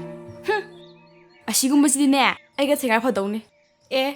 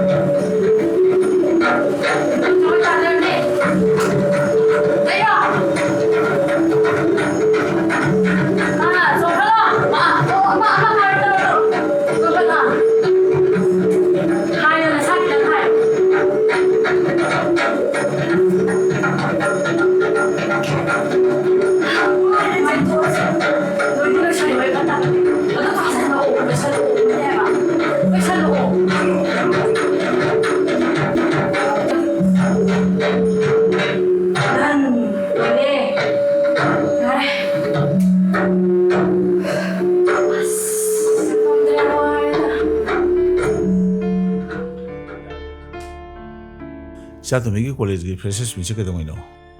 Hayeng ni. Hayeng ulu doine na masina kanna tambiri sidi. Yam thuna bo haidai chatombidi. Yam thuna hegal si yam phai. Thuna hegal bada phata bidi leko. Adu dani mi mangne ri ba soiner bi singsi. Haima. Kaino aduna mo. Ngantana nungsinongi lambi da hairubugi natro. Masina soirise. Hojiktanine soirkanda khandarise. Mana hojik jagoi ge oja oirise. Masi oirba matungda. Matang matam chana hairmudana mogi nungsinongondo. Adumai tordu ma soirangodro. Ngang sakpada laudabadagi natro. Maso hojik ningamaktrisa. Aduni ningamdabdu laktanaba na chatumbise. Kumda seno haisi. Hojikti nundangchu phone pahandre. Ayuk nungtin jo kaya paidrebani. Paina chakidoba machasingi khumchatudi. Mama mapa oibasingna kupna senaraga asumul lamida chalangadaba. Madu ngamdrabadi mama mapa oirogi belu leisilaktre. Ai sani bisingina syama neirang tawsigo. Masi mamai nusilarom tai. Hera, aibu irang yam tawai type ta. Ai. Hojikta hanirokana khara hangibi wani. Sumdrane. Nangna metric pau thadringaidani ne. Noi thonganda nang bulumba lakpa pakhang singdu phunagibdo. ꯃꯀꯣꯛꯀ ꯀꯥꯏꯅꯈꯤꯕꯗꯣ ꯑꯗꯨꯁꯨ ꯅꯣꯡ ꯐꯥꯗꯣꯛꯇ ꯅꯠꯇꯦ ꯑꯁ ꯌꯥꯔꯦꯁꯦ ꯈꯤꯇꯣꯛꯄꯤꯔꯣ ꯑꯁꯤꯕꯨ ꯅꯤꯡꯁꯤꯡꯅꯦꯅ ꯅꯤꯡꯁꯤꯡꯉꯤꯁꯤꯕꯨ ꯏꯀꯥꯏꯕꯨ ꯏꯀꯥꯏꯗꯦꯅꯦ ꯑꯩꯗꯤ ꯀꯩꯗꯧꯕꯩ ꯏꯀꯥꯏꯗꯣꯏꯕ ꯍꯥ ꯃꯣꯏ ꯄꯥꯕꯨꯡꯁꯨ ꯀꯣꯛ ꯀꯥꯏꯈꯤꯗꯥꯏꯅꯦ ꯍꯦꯔꯥ ꯑꯁ ꯑꯩꯕꯨꯗꯤ ꯃꯣꯏ ꯃꯌꯥꯝ ꯈꯟꯅꯔꯛꯄꯗꯣ ꯑꯈꯥꯝꯕ ꯑꯝꯇ ꯌꯥꯎꯗꯦ ꯁꯤꯅꯕ ꯇꯥꯔꯦꯅ ꯈꯥꯝꯃꯨꯕꯗ ꯆꯩꯔꯝꯗ ꯇꯥꯔꯒꯦꯠ ꯑꯣꯏꯔꯨꯕꯩ ꯋꯥꯅꯤ ꯃꯗꯨꯗꯕꯨ ꯑꯩ ꯀꯣꯛ ꯀꯥꯏꯔꯝꯗ꯭ꯔꯕ ꯅꯪꯕꯨ ꯂꯧꯕꯩ ꯋꯥ ꯂꯩꯇꯦ ꯑꯦ ꯀꯩꯅꯣꯅꯦ ꯍꯥꯏꯁꯤꯕꯣ ꯍꯩꯃꯥ ꯃꯔꯝ ꯏꯆꯥ ꯆꯥꯗꯅ ꯀꯣꯛ ꯀꯥꯏꯈꯤꯕꯗꯨꯗ ꯁꯥꯎꯅꯤꯡꯃꯟꯈꯤꯗꯨꯅ ꯑꯩꯅ ꯅꯪꯗꯗꯤ ꯂꯧꯔꯒꯦꯅ ꯋꯥꯁꯛꯈꯤꯕ ꯈꯪꯕ꯭ꯔꯥ ꯄꯥꯝꯗ ꯂꯧꯈ꯭ꯔꯤꯕꯅꯤ ꯅꯪꯁꯦ ꯑꯗꯨ ꯌꯧꯔꯗꯤ ꯑꯩ ꯈꯪꯅꯣꯛ ꯅꯣꯛꯅꯤꯡꯉꯛꯀꯗꯣꯔꯦ ꯀꯩꯒꯤ ꯅꯣꯛꯅꯤꯡꯉꯤꯕ ꯃꯣꯏ ꯄꯥꯕꯨꯡꯅ ꯏꯀꯥꯏꯕ ꯑꯃꯠꯇ ꯍꯦꯛ ꯈꯪꯗꯒꯩ ꯑꯩꯉꯣꯟꯗ ꯀꯣꯏꯇꯥꯟ ꯇꯥꯟꯅꯈꯤꯕꯗꯣ ꯃꯇꯝꯗꯨꯗꯗꯤ ꯃꯣꯏ ꯄꯥꯕꯨꯡꯒꯤ ꯃꯤꯠꯌꯦꯡ ꯅꯀꯣꯏꯅꯔꯥꯡ ꯑꯁ ꯕꯦꯠꯇꯨ ꯕꯦꯠꯅꯤꯀꯣ ꯃꯗꯨꯗ ꯑꯩ ꯀꯤꯃꯟꯗꯅ ꯌꯥꯈꯤꯕꯩ ꯋꯥꯅꯤ ꯂꯩꯃꯤꯟꯅꯔꯕ ꯃꯇꯨꯡꯗ ꯀꯣꯟꯅ ꯅꯨꯡꯁꯤꯔꯛꯄꯩ ꯋꯥꯅꯤ ꯍꯧꯖꯤꯛꯇꯤ ꯑꯩ ꯅꯨꯡꯁꯤꯔꯝ ꯅꯠꯇ꯭ꯔꯣ ꯃꯇꯝꯗꯨꯒꯤ ꯆꯠꯅꯕꯤꯗꯨꯁꯨ ꯍꯪꯉꯛꯄꯅꯤꯀꯣ ꯑꯩꯈꯣꯏ ꯃꯥꯒ ꯄꯥꯕꯨꯡꯒꯁꯦ ꯌꯥꯝ ꯐꯠꯇꯤꯌꯦ ꯍꯩ ꯀꯩꯗꯧꯔꯒꯦꯅꯦ ꯏꯆꯥ ꯊꯣꯏꯕꯤ ꯍꯌꯦꯡ ꯑꯩꯅ ꯀꯣꯂꯦꯖꯇ ꯎꯠꯂꯨꯗꯧꯔꯤꯕ ꯖꯒꯣꯏꯁꯦ ꯐꯖꯩ ꯊꯤꯅ ꯉꯥꯛꯇꯪ ꯌꯦꯡꯕꯤꯕꯗꯤ ꯌꯥꯏꯗꯅ ꯍꯥꯏ ꯆꯥꯁꯤ ꯊꯛꯄ ꯂꯣꯏꯔꯒ ꯌꯦꯡꯒꯦ ꯈꯜꯂꯝꯃꯤꯅꯤꯅꯦ ꯍꯥꯏꯖꯅꯩꯁꯦ ꯌꯦꯡꯉꯣ ꯁꯤ ꯅꯆꯦꯅ ꯇꯝꯃꯤꯕ ꯖꯒꯣꯏꯕꯨ ꯐꯖꯗꯦ ꯍꯥꯏꯕ꯭ꯔꯣ ꯅꯍꯥꯟꯃꯨꯛꯁꯤ ꯏꯆꯥꯅ ꯏꯍꯦꯟ ꯍꯦꯜꯂꯤꯗꯨꯗꯤ ꯑꯗꯨꯏꯁꯨ ꯔꯤꯍꯔꯁꯦꯜ ꯇꯧꯔꯤꯉꯩꯗ ꯉꯥꯛꯇꯪ ꯌꯦꯡꯕꯤꯕꯗꯤ ꯌꯥꯏꯗꯅ ꯀꯗꯥꯏ ꯉꯔꯥꯡ ꯂꯧꯈꯤꯕ ꯐꯣꯟꯗꯣ ꯄꯤꯔꯛꯑꯣ ꯐꯣꯟ ꯂꯧꯁꯟꯕꯗꯅꯤ ꯅꯣꯏꯅ ꯀꯜꯂꯤꯁꯦ ꯑꯇꯩꯗꯗꯤ ꯀꯔꯤꯝꯇ ꯀꯦꯌꯔ ꯂꯧꯕꯤꯕꯣꯟꯇꯦ ꯀꯌꯥꯗꯔꯣꯅꯦ ꯍꯩ ꯅꯪꯒꯤꯗꯃꯛꯇ ꯑꯩꯈꯣꯏꯅ ꯀꯔꯤ ꯇꯧꯗꯕ ꯌꯥꯎꯈ꯭ꯔꯒꯦ ꯅꯪꯅ ꯅꯍꯩ ꯇꯝꯕꯗ ꯑꯋꯥꯠꯄ ꯀꯔꯤ ꯌꯥꯎꯍꯟꯈ꯭ꯔꯒꯦꯕ ꯏꯔꯥꯡ ꯐꯂꯥꯡꯗ ꯌꯥꯎꯔꯨꯅꯨꯀꯣ ꯂꯝ ꯍꯦꯜꯂꯛꯀꯅꯨ ꯏꯆꯥꯒꯤꯗꯃꯛꯇ ꯅꯃꯥ ꯅꯄꯥ ꯑꯩꯈꯣꯏ ꯏꯆꯥꯎ ꯆꯥꯎꯅ ꯂꯩꯔꯤꯁꯤꯗꯤ ꯅꯆꯦ ꯏꯔꯨꯖꯈ꯭ꯔꯕ ꯂꯨꯖꯍꯧꯔꯤ ꯅꯪꯁꯨ ꯂꯨꯊꯣꯛꯎꯔꯣꯗꯅ ꯏꯃꯥ ꯆꯥꯛ ꯂꯣꯏꯁꯜꯂꯨꯔꯒꯦ ꯑꯩ ꯉꯁꯤ ꯀꯣꯂꯦꯖ ꯆꯠꯂꯣꯏꯌꯦ ꯍꯣꯔꯦꯟ ꯅꯨꯡꯊꯤꯟ ꯐꯖꯅ ꯂꯨꯖꯔꯒꯦ ꯍꯥꯏ ꯀꯣꯂꯦꯖ ꯆꯠꯇ꯭ꯔꯁꯨ ꯍꯧꯖꯤꯛ ꯂꯨꯒꯗꯕ ꯈꯪꯕ ꯉꯟꯇꯥꯅ ꯏꯔꯨ ꯃꯥꯏꯊꯖꯕ ꯍꯥꯏꯕꯁꯦ ꯍꯛꯆꯥꯡ ꯇꯌꯥꯡꯅ ꯋꯥꯈꯜ ꯊꯣꯛꯀꯗꯕ ꯑꯗꯨꯒꯤ ꯃꯊꯛꯇ ꯆꯥꯛꯈꯨꯝꯒꯤ ꯆꯥꯅ ꯊꯛꯅꯕ ꯄꯣꯠ ꯆꯩ ꯑꯃ ꯄꯥꯏꯊꯣꯛ ꯄꯥꯏꯁꯤꯟ ꯇꯧꯕꯗꯣ ꯑꯃꯥꯡ ꯑꯁꯦꯡ ꯐ꯭ꯔꯤ ꯑꯣꯏꯔꯦꯗꯅ ꯍꯩ ꯅꯪ ꯑꯉꯥꯡ ꯅꯠꯇ꯭ꯔꯕꯅꯤꯀꯣ ꯂꯩꯁꯥꯕꯤ ꯐꯥꯔꯕꯅꯦ ꯑꯦ ꯉꯁꯤꯗꯤ ꯂꯩꯁꯥꯕꯤ ꯐꯥꯔꯕꯣ ꯅꯍꯥꯟꯈꯩꯗꯤ ꯐꯥꯗꯕ ꯂꯩꯁꯥꯕꯤ ꯐꯥꯔꯦ ꯈꯜꯂꯨꯒꯤꯅꯨ ꯍꯥ ꯑꯗꯨ ꯇꯧꯅꯨ ꯑꯗꯥ ꯇꯧꯅꯨ ꯅꯨꯡꯗꯥꯡ ꯐꯣꯟ ꯄꯥꯏꯕ ꯌꯥꯔꯣꯏꯅ ꯐꯣꯟꯒ ꯂꯧꯁꯜꯂꯤ ꯅꯠꯇ꯭ꯔꯣ ꯑꯩꯈꯣꯏ ꯑꯉꯥꯡ ꯑꯣꯏꯔꯤ ꯂꯩꯁꯥꯕꯤꯒ ꯐꯥꯖꯗ꯭ꯔꯤ ꯍꯩ ꯃꯁꯤ ꯕꯥꯠꯔꯨꯝ ꯄꯨꯁꯜꯂ ꯁꯣꯜꯂ ꯊꯝꯃꯨ ꯑꯣ ꯐꯔꯦꯁꯦ ꯑꯩ ꯆꯥ ꯑꯝꯇ ꯂꯣꯏꯁꯜꯂꯨꯈꯤꯒꯦ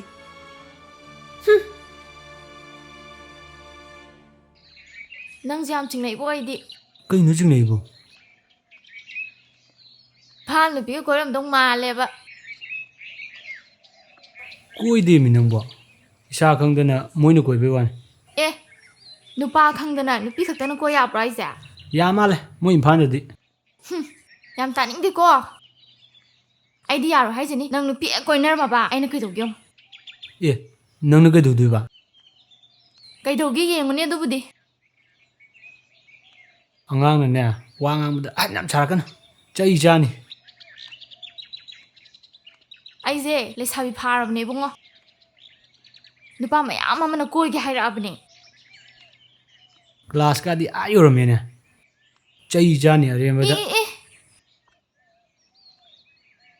ꯑꯗꯣ ꯅꯪꯅ ꯂꯥꯛꯄꯗ ꯇꯨꯝꯕꯤꯕꯆꯥꯗꯣ ꯄꯨꯕꯤꯔꯛꯎ ꯌꯥꯗ꯭ꯔꯣ ꯑꯩꯈꯣꯏ ꯃꯥꯅ ꯆꯠꯃꯤꯟꯅꯅꯨ ꯂꯣꯏꯅꯅꯨ ꯐꯠꯇꯦꯌꯦ ꯑꯦ ꯀꯩꯒꯤ ꯐꯠꯇ꯭ꯔꯤꯕ ꯏꯟꯈꯠꯂꯛꯄ ꯃꯤꯅ ꯑꯐꯕ ꯇꯥꯡꯈꯠꯂꯛꯄꯗ ꯃꯥꯟꯅꯗ꯭ꯔꯕ ꯃꯤꯒ ꯂꯣꯏꯅꯕꯁꯦ ꯇꯧꯍꯩꯗꯦꯌꯦ ꯑꯦ ꯀꯩꯅꯣ ꯍꯥꯏꯁꯤꯕꯣ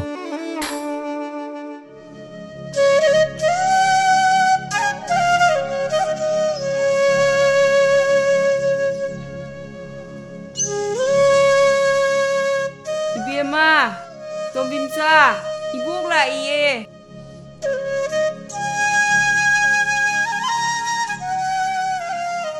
ꯕꯣ ꯏꯃꯨꯡ ꯆꯪꯉꯨ ꯌꯥꯗ꯭ꯔꯣ ꯑꯩ ꯆꯥꯛ ꯊꯣꯡꯉꯝꯃꯤꯅꯦ ꯆꯥꯛ ꯆꯥꯔꯒ ꯍꯜꯂꯨꯀꯣ 마이, 이복 짝자리. ꯕꯣ ꯁꯤꯗ ꯐꯝꯃꯨꯁꯦ 채, 이슈게 아사고.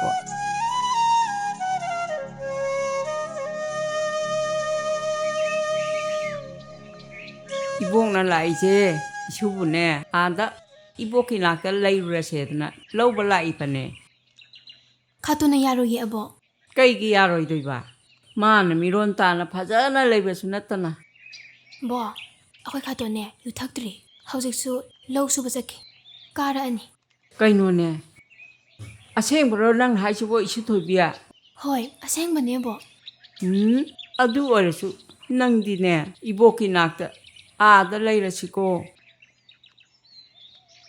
Nangi mamaga nane tonganane nangbu lawsona amok toiba.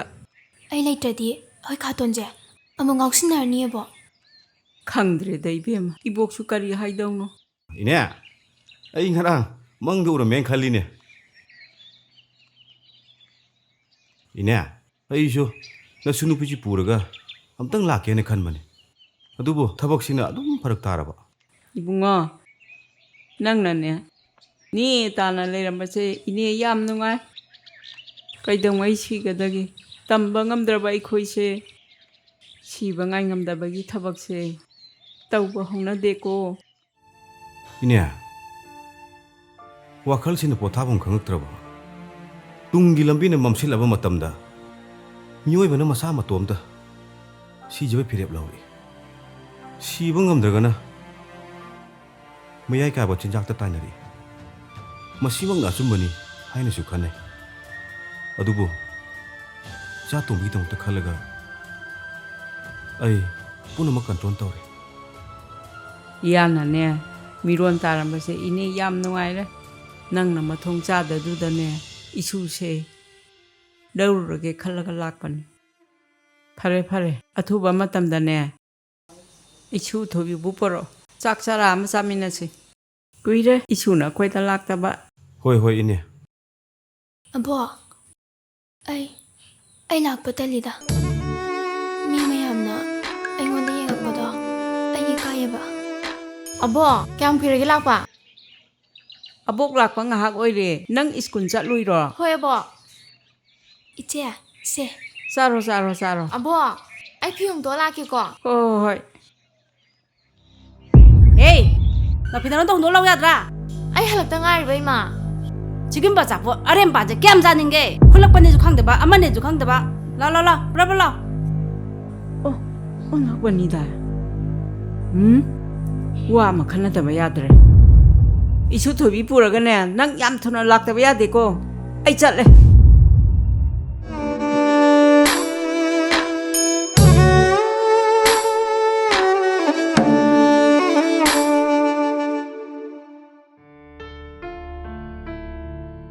Kay lamdainege. Maming kay kawa. ꯃꯃꯤꯡꯗꯨꯕꯨ ꯊꯣꯏꯕ ꯍꯥꯏꯕ ꯑꯣꯏꯔ ꯃꯥꯅꯦ ꯌꯥꯏꯉꯪ ꯄꯣꯛꯄꯤꯗꯩꯅꯦ Nipado kaidobo kamdoba. ꯀꯣꯂꯦꯖ ꯇꯝꯃꯤꯟꯅꯕ ꯑꯣꯏꯔ ꯃꯥꯅꯦ Ay, Dishani pidung koro. ꯑꯃꯨꯛ ꯀꯩꯗꯧꯗꯣꯏꯅꯣ ꯑꯉꯥꯡꯗ Korodi korodana. Masidi. ꯑꯁ ꯕꯦꯔꯥꯅꯤꯍꯦ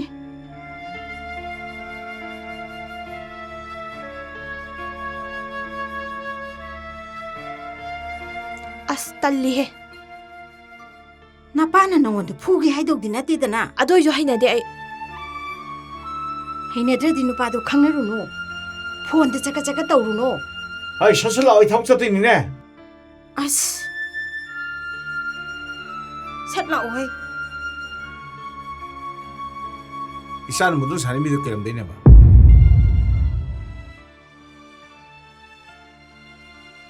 Ay, shasala ayune. Inadraso. ꯌꯥꯏꯉꯪ ꯄꯣꯛꯄꯤꯗꯒꯤ Kari, usui papudi na taba.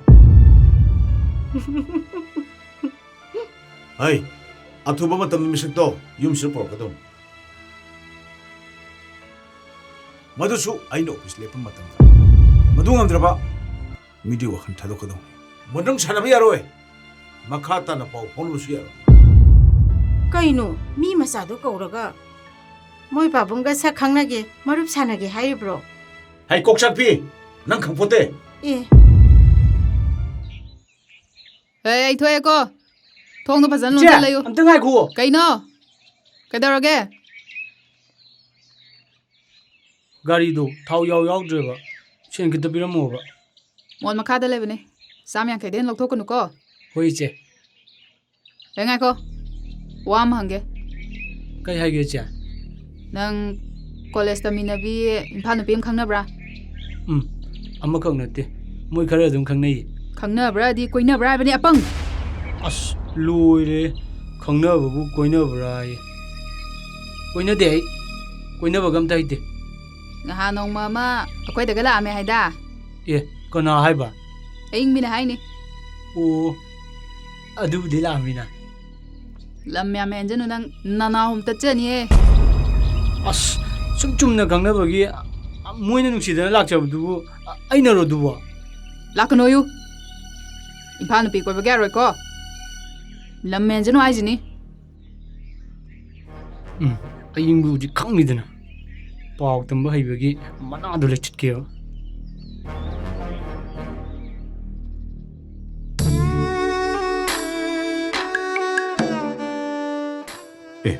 Lucindibo. Luciludana, Tiangrani. Octozo, Matang Sapanina, Naboyo, the day, you could think the rim. Luslagi Katon. Lucilla. I do go Toroko.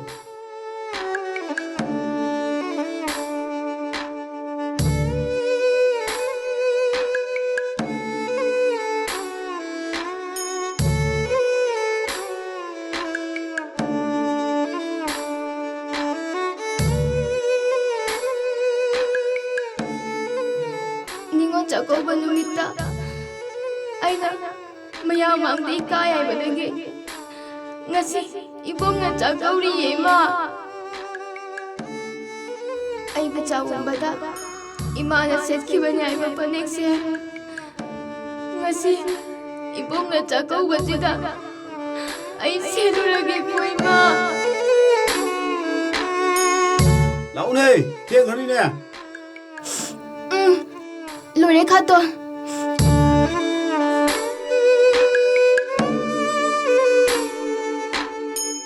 Taja, itay ma, nuay di, nasano bigibigam se, uri doy ne ko. Isa ho puraga, mabuki manakta, sako mo sabi na rugi. Lairam le bigi, mukti di yang mo ba. Katon. Ay loiri, chalaji. Hoi, sachi. Lao, Tiangrani lao. Ako'y ronggi ukto sina ne, lan ba sina. Lao, tapna lao ko.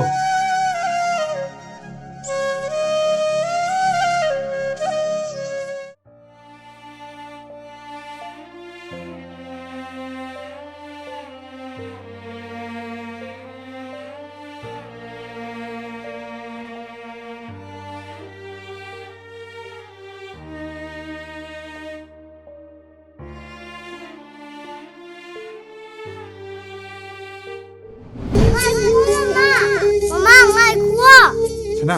Kayo ni. Sana. Mama nati. Kanay mama no. Si ay nangi mama nati si. Nangi mama nati ba si? Sana. Nangi mama do nati ba? Che. Ha? Kaidawre mem thor. Kaidawragi ong lairamiduba. Kari khalino ba? Kaisu khande da.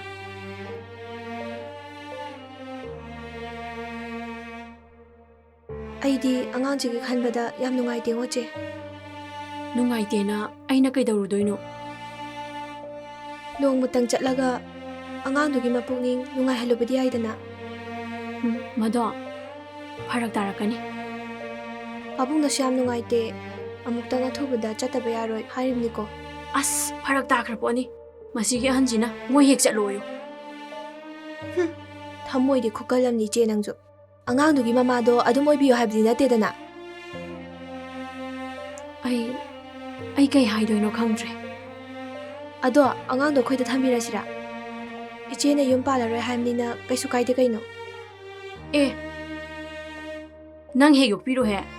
Yam laina ga ngangi ne. Angangdugi nungaitadana sum haibani kaino. Babungam tangdi chalurage. Aduneba.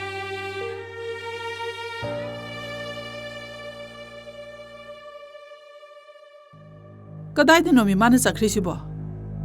Haima, kadaide leirami ba? Thongan na phamaga leirame. Mama lakpa ngai ni na. Haima. Hai, mama do la adi yum dum sang kanine. Kari kino nan thonga na ngai ri dubo. Noidi mamai ma chache jade. No yam phatte.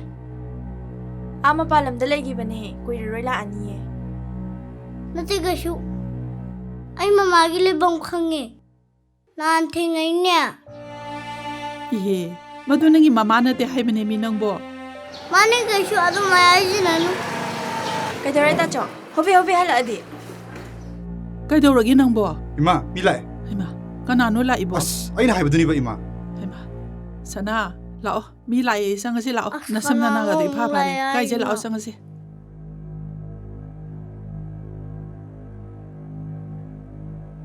Lo.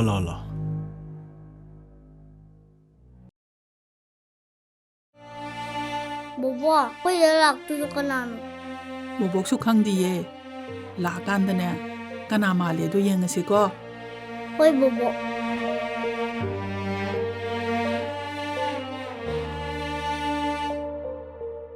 바봉아, 냉천비로. 와. 미수, 냉천비로. 허이. 바봉 이문가 밤새. 허이. 야니. 바봉 이끌린 것비로. 야리.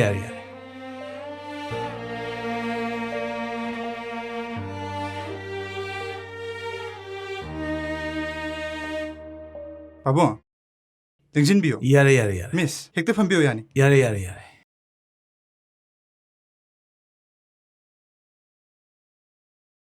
바봉아, ngakta 판비라마. 허이 붕아.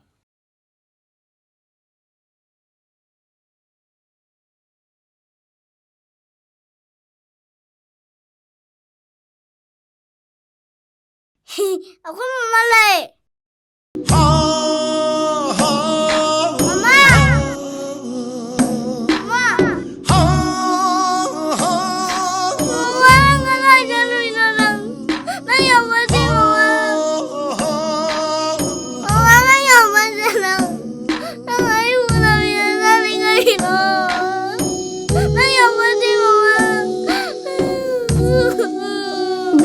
Ada begini. Aduh, Jiran, mama nanya bote. Siapa Mama nanya bote nang. Pupua. Aku mama pula luka. Pura. Mama nanya luka.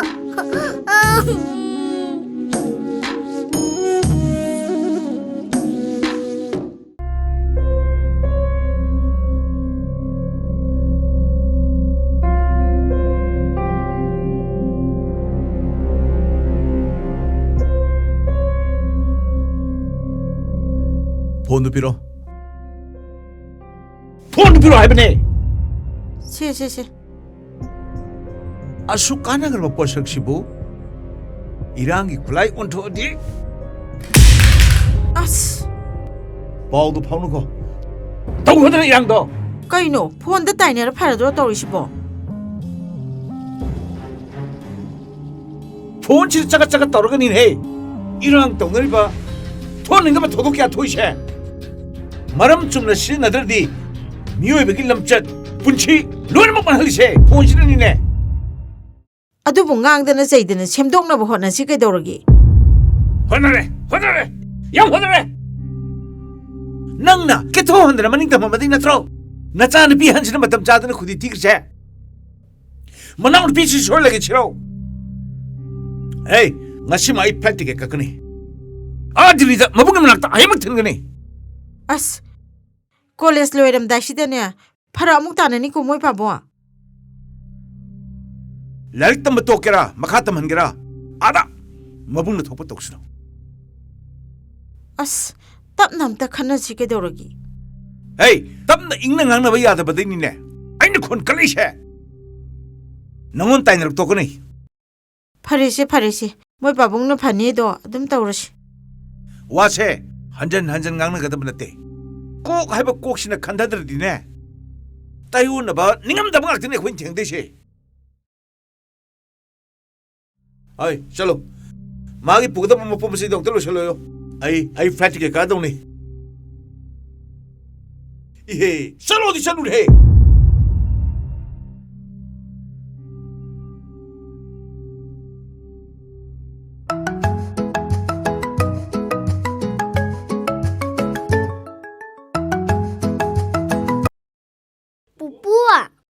Haima, isu thoi. Kedorba. Pupu ako mama kaidoige. Mama do, tabak chakri halakriye. Hoy mama hala phone to lugo pupu. Hoi. Ako lado no dadong thamido kaigino pupu. Isu thoi. Mama do, training loidriye. Adugi leibne. Training hek loibaga lado nida. Ado horen ako mama do phone lagtari ai chakcha ko pupu. Hoi. Taholake. Kadai, phone to piro. Pupu do, ay wari mong sagi. Papa, pudane. Hoy mama phone to lo aigu. Hoi, haige. Pabunga. As, nasunupa na ne, pupu do phone to usinabu, kang walak pang kampasa natin. Papa, hoy mama do phone to lo ayo. Isu thoi. Taholake. Mama do horen phone taholake ko. Nang na haido, pupu su tai, taholaki. Hoy la ko mama ko to lagtara ai na kaidogiyo. Sauraga sakre. Thamjarage babu. Ho. Thamo.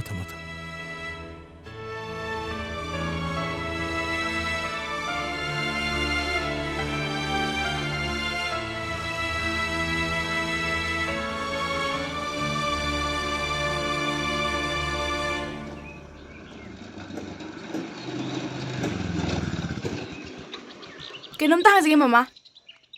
Kai haige bema. Mem thoi yumsibu. Tu sidani. Ai mama ni. Isaga college tamina bro noibu. Magi phone ju chatkidre. College su dum karaktabduda. Lairik pongning changna pade na. Phone du di mapana thuai gre. College su a Daili da tamhalani na. Mabungi manakta thindokre. As loire. Akhoi do nang ausna busna tabdubu. Adu ne mi. Mem thoidi lairik su phai. Khat palang basu kaimti yaude. Adu ne. Maga hek phone phaungnari duna kanano. Noibu khanglak bro. Khungang de ni ma yam chamba mi ne. Koina banate. Nupa du ki chamba ma tawduda. Nungsi bi wane. Mem thoina. Somdana mapana amuk toibe irang tawena. Phone bu thugai bawo.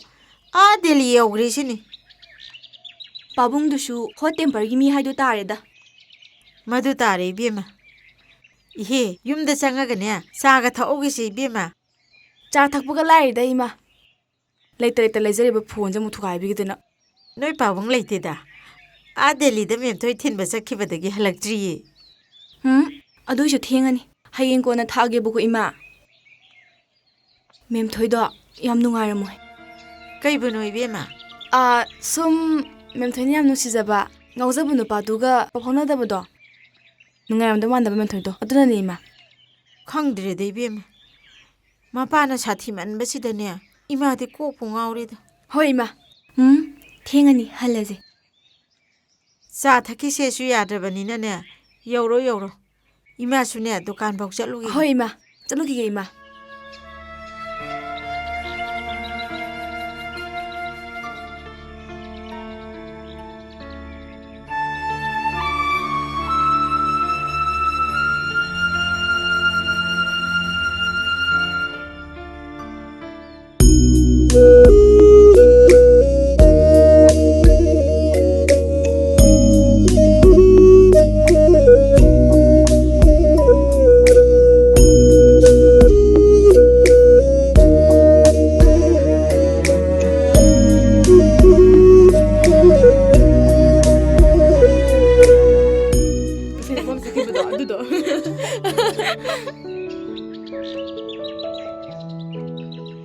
Asnipasingo masaksingo nupi am chopani.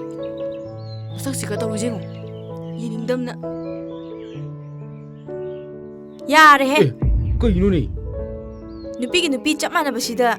Kaigino nangna name swam ngawjibo. Langnu tainde. Katai ngawino? Ngauri duni. Ai yaw na baw. Masa kitang phajabi ama uradi tum chado yengi duni. Nupi masak phajaba ubda yengbude akoi nupada natene. Noi masel ju adum yengi dudi.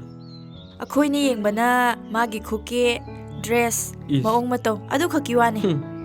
Noi ni yengbana ne loi sinthungna. Wakhala ma da yengi ba. ꯇꯥꯅꯤꯡꯗꯦꯍꯦ ꯈꯪꯕꯤ ꯁꯅꯥ ꯑꯣꯏ ꯇꯧꯔꯗꯅ ꯑꯩꯁꯦ ꯃꯤꯠ ꯇꯥꯡꯗꯤꯌꯦ ꯂꯣꯏꯅ ꯎꯏꯌꯦ ꯃꯤꯠꯌꯦꯡ ꯍꯌꯦꯡ ꯂꯨꯗꯕ꯭ꯔꯥꯕꯨ ꯅꯃꯤꯠꯇꯣ ꯊꯨꯒꯥꯏꯖꯅꯤꯍꯦ ꯃꯑꯣꯡ ꯑꯃꯅꯤꯅꯦ ꯁꯤ ꯅꯨꯄꯤꯁꯤꯗꯤ ꯍꯌꯦꯡꯋꯥꯏ ꯑꯩꯅ ꯅꯅꯥꯛꯇ ꯂꯩꯔꯒꯁꯨ ꯅꯨꯄꯤ ꯌꯥꯝ ꯀꯣꯏꯗꯣꯏꯖꯥꯠꯅꯤ ꯑꯩ ꯈꯪꯉꯦꯕ ꯅꯪ ꯌꯥꯝ ꯊꯥꯖꯗ꯭ꯔꯒ ꯏꯕꯥꯅꯤ ꯇꯣꯛꯅꯔꯁꯤꯔꯣ ꯍꯣꯏ ꯏꯕꯨꯡꯉꯣ ꯍꯧꯖꯤꯛꯇꯤꯅꯦ ꯇꯣꯛꯅꯁꯦ ꯍꯥꯏꯗꯧ ꯅꯠꯇꯤꯌꯦ ꯆꯦꯜꯂꯁꯦ ꯍꯥꯏꯗꯧꯕ ꯑꯣꯟꯊꯣꯛ ꯀꯤꯔꯦꯗ ꯅꯪꯅ ꯄꯥꯝꯃꯤꯁꯦ ꯃꯇꯝ ꯈꯔ ꯀꯣꯏꯅꯔꯝꯃꯒ ꯁꯠ ꯇꯣꯛꯅꯔꯒ ꯑꯅꯧ ꯑꯅꯧꯕ ꯁꯤꯟ ꯀꯣꯏꯅꯕꯩ ꯃꯆꯠꯇꯨꯔꯣ ꯈꯪꯉꯦ ꯈꯪꯕꯤ ꯁꯅꯥ ꯑꯣꯏ ꯇꯧꯔꯗꯅ ꯃꯗꯨꯏ ꯃꯆꯠꯇꯣ ꯑꯣꯛꯇꯕ ꯑꯣꯛꯇꯕꯤ ꯀꯧꯋꯦ ꯈꯪꯕ꯭ꯔꯥ ꯑꯩꯉꯣꯟꯗꯒꯗꯤ ꯃꯗꯨ ꯌꯥꯅꯤ ꯈꯜꯂꯨꯅꯨ ꯑꯁ ꯌꯥꯝ ꯆꯥꯎꯈꯠꯇꯤꯌꯦ ꯆꯥꯎꯈꯠꯄ ꯏꯕꯨꯡꯉꯣ ꯐꯣꯔꯦꯟꯅꯔ ꯁꯥꯕꯤ ꯆꯥꯎꯈꯠꯄꯩ ꯃꯇꯧ ꯇꯝꯕꯤ ꯔꯦꯁꯇꯨꯔꯦꯟꯗ ꯍꯣꯇꯦꯜꯗ ꯆꯥꯡ ꯅꯥꯏꯅ ꯑꯣꯐꯤꯁ ꯀꯥꯕꯤ ꯃꯩꯇꯩ ꯅꯨꯄꯤꯅꯦ ꯍꯥꯏꯕ ꯀꯥꯎꯕꯩ ꯃꯇꯧꯗꯣ ꯑꯩꯗꯤ ꯑꯣꯏꯖꯅꯤꯡꯗꯕꯗꯣ ꯏꯇꯥ ꯒꯥꯔꯤ ꯌꯥꯎꯔꯛꯇ꯭ꯔꯕꯣ ꯑꯩ ꯄꯥꯔꯀꯤꯡ ꯕꯨꯛ ꯗ꯭ꯔꯣꯞ ꯇꯧꯔꯝꯃꯨꯔꯣ ꯇꯌꯥꯔ ꯄꯣꯈꯥꯏꯕꯗꯨꯗ ꯑꯗꯨꯝ ꯁꯤꯟꯗ꯭ꯔꯕ ꯏꯇꯥꯎꯒꯤ ꯄꯥꯔꯀꯤꯡ ꯕꯨꯛ ꯊꯤꯟꯕꯤꯅꯕ ꯃꯤꯗꯨ ꯂꯥꯛꯇ꯭ꯔꯕꯣ ꯍꯟꯗꯛꯇꯤ ꯏꯎ ꯎꯗ꯭ꯔꯦꯅꯦ ꯍꯣꯏ ꯂꯥꯛꯇ꯭ꯔꯦ ꯃꯣꯏ ꯃꯃꯥꯟꯅꯕꯤꯅ ꯍꯥꯏꯕꯗ ꯃꯄꯥꯟ ꯂꯝꯗ ꯃꯕꯨꯡꯒꯤ ꯃꯅꯥꯛꯇ ꯆꯠꯈ꯭ꯔꯦꯌꯦ ꯀꯩꯅꯣ ꯍꯥꯏꯁꯤꯕꯣ ꯅꯪꯉꯣꯟꯗ ꯀꯩꯝꯇ ꯍꯥꯏꯔꯝꯗꯕ꯭ꯔꯣ ꯍꯥꯏꯔꯝꯗꯦ ꯑꯌꯥꯕꯤꯅꯦꯍꯦ ꯃꯥꯁꯨ ꯅꯕꯥꯅꯤꯕꯨ ꯀꯣꯏꯅꯩꯔꯣ ꯀꯣꯏꯅꯗꯕ꯭ꯔꯥꯕ ꯑꯁ ꯀꯣꯏꯅꯗꯦꯗ ꯏꯇꯥꯎ ꯑꯩꯗꯤ ꯅꯨꯄꯤ ꯀꯣꯏꯕꯁꯨ ꯍꯩꯇꯦ ꯑꯩꯈꯣꯏ ꯆꯦꯟꯁꯨ ꯌꯥꯗꯦ ꯗꯥꯒꯤ ꯈꯨꯆꯝꯁꯦ ꯌꯥꯝ ꯅꯨꯡꯁꯤꯌꯦ ꯆꯝꯕ ꯅꯠꯇꯦꯍꯦ ꯄꯪꯕꯅꯤ ꯆꯥꯎꯈꯠꯄꯩ ꯃꯇꯧ ꯇꯝꯕ ꯉꯥꯎꯁꯤꯟꯅꯕ ꯑꯁꯤꯡꯕ ꯃꯤꯕꯨꯗꯤ ꯑꯄꯪꯕꯁꯤꯅ ꯍꯦꯟꯅ ꯄꯥꯝꯖꯩ ꯑꯩꯈꯣꯏꯗꯤ ꯊꯣꯏꯕ ꯑꯗꯨꯃꯥꯏꯅ ꯇꯧꯅꯨꯃꯤ ꯑꯗꯨꯃꯥꯏꯅ ꯇꯧꯅꯨꯕ ꯅꯪ ꯉꯁꯤ ꯅꯨꯡꯉꯥꯏꯅꯤꯕ ꯏꯆꯦ ꯏꯆꯦ ꯀꯩꯗꯧꯔꯦ ꯀꯤꯁꯨ ꯀꯤꯔꯤꯖꯥꯠꯅꯤꯅꯦ ꯑꯩꯅ ꯐꯥꯒꯤ ꯇꯧꯔꯒ ꯅꯪꯅ ꯑꯉꯥꯡꯁꯤꯗ ꯍꯧꯗꯣꯡ ꯅꯨꯡꯁꯤ ꯇꯥꯟꯅꯕꯗꯧꯅ ꯇꯥꯟꯅꯔꯤꯁꯤ ꯀꯩꯒꯤꯅꯣ ꯍꯥ ꯀꯩꯒꯤꯅꯣꯕ ꯑꯁ ꯁꯨꯝ ꯐꯥꯒꯤ ꯇꯧꯕꯅꯦꯕ ꯏꯆꯦ ꯐꯥꯒꯤ ꯅꯠꯇꯦ ꯀꯩꯁꯨ ꯇꯨ ꯇꯧꯔꯛꯏꯁꯤ ꯌꯦꯡꯉꯣ ꯃꯁꯤ ꯑꯉꯥꯡꯁꯤꯗꯤ ꯀꯩꯅꯣ ꯀꯩꯗꯧꯅꯣ ꯍꯥ ꯑꯁ ꯀꯩꯁꯨ ꯇꯧꯗꯦꯕ ꯏꯆꯦ ꯅꯪꯅ ꯑꯉꯥꯡꯁꯤ ꯇꯥꯟꯅꯔꯤꯁꯤ ꯀꯩꯒꯤꯅꯣꯕ ꯃꯤ ꯁꯨꯝ ꯐꯥꯒꯤ ꯇꯧꯔꯒ ꯃꯥꯅ ꯏꯝꯐꯥꯜ ꯅꯨꯄꯤ ꯀꯣꯏꯕꯗꯣ ꯑꯩꯅ ꯏꯆꯦꯗ ꯍꯥꯏꯗꯣꯛꯏꯌꯦ ꯑꯗꯨꯏ ꯐꯨꯒꯦ ꯇꯧꯔꯤꯕ ꯑꯁ ꯀꯣꯏꯗꯦ ꯍꯥꯏꯕ ꯑꯌꯤꯡꯕꯤꯗ ꯍꯦꯛ ꯐꯨꯕꯗ ꯅꯅꯥꯍꯨꯝ ꯇꯠꯂꯦ ꯈꯪꯉꯨ ꯅꯪ ꯂꯝ ꯍꯦꯟꯗꯅ ꯅꯨꯄꯤꯒ ꯀꯣꯏꯔꯗꯤꯅꯦ ꯅꯪ ꯂꯣꯏꯔꯦ ꯈꯪꯉꯨꯏꯕꯣ ꯑꯩ ꯀꯣꯏꯗꯦ ꯍꯥꯏꯕ ꯏꯆꯦ ꯅꯨꯄꯤ ꯀꯣꯏꯕ ꯍꯩꯇꯦ ꯍꯥꯏꯕ ꯑꯗꯨꯒ ꯅꯨꯄꯤꯁꯤꯡꯗꯨꯅ ꯀꯩꯗꯧ ꯂꯥꯛꯑꯝꯃꯤꯕ ꯉꯍꯥꯟꯋꯥꯏ ꯑꯩꯅ ꯗꯦꯂꯤꯚꯔꯤ ꯆꯠꯂꯤꯉꯩꯗꯣ ꯑꯗꯨꯝ ꯇꯣꯏꯅ ꯄꯣꯠ ꯀꯛꯄ ꯑꯗꯨꯗꯩ ꯁꯛ ꯈꯪꯅꯈꯤꯕ ꯑꯗꯨꯒ ꯀꯣꯂꯦꯖꯁꯨ ꯄꯨꯟ ꯂꯩꯔꯝꯃꯤꯕ ꯑꯗꯨꯗ ꯑꯩꯕꯨ ꯃꯔꯝ ꯃꯣꯛꯑꯦꯅ ꯃꯣꯏꯅ ꯅꯨꯡꯁꯤꯕꯤꯕꯩ ꯋꯥꯅꯤ ꯑꯩꯅꯗꯤ ꯀꯩꯁꯨ ꯈꯟꯗꯦ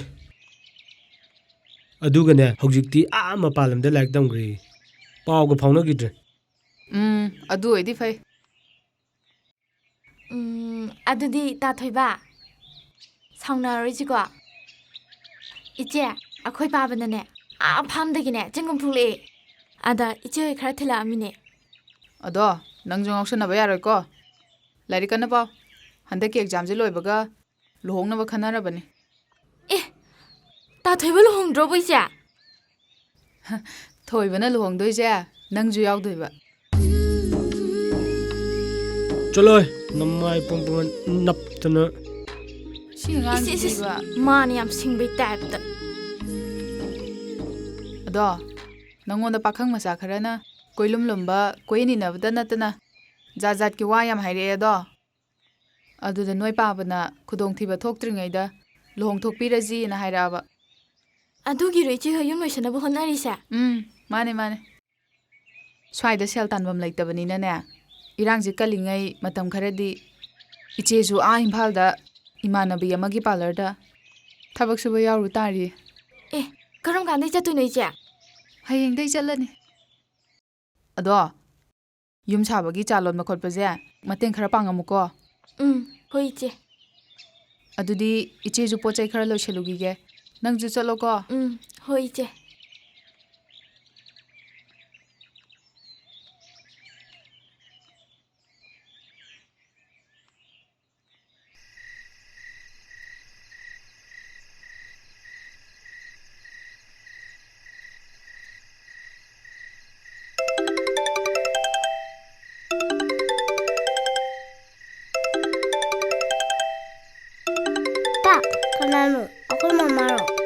ꯈꯪꯗꯦ ꯅꯝꯕꯔꯁꯤ ꯁꯦꯞ ꯇꯧꯗꯦꯅꯦ ꯃꯃꯥ ꯑꯣꯏꯔꯝꯒꯅꯤ ꯑꯩ ꯄꯥꯏꯒꯦ ꯄꯤꯔꯣ ꯍꯜꯂꯣ ꯃꯃꯥꯔꯣ ꯈꯨꯝꯃꯣ ꯑꯩꯒꯤ ꯃꯃꯥ ꯅꯠꯇ꯭ꯔꯣ ꯃꯥꯅꯦ ꯃꯃꯥꯅꯦ ꯑꯣꯏꯔꯝꯅꯤ ꯈꯪꯉꯦꯕ ꯃꯃꯥ ꯅꯪ ꯇ꯭ꯔꯦꯅꯤꯡ ꯂꯣꯏꯗꯨ ꯀꯌꯥꯝ ꯋꯥꯠꯂꯤꯒꯦ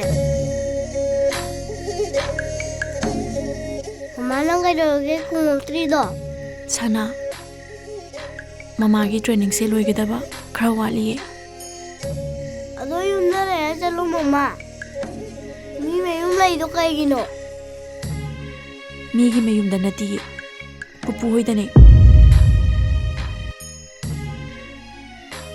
ꯄꯨꯄꯨꯗꯣ ꯃꯕꯨꯛ ꯌꯥꯝ ꯐꯠꯇꯦ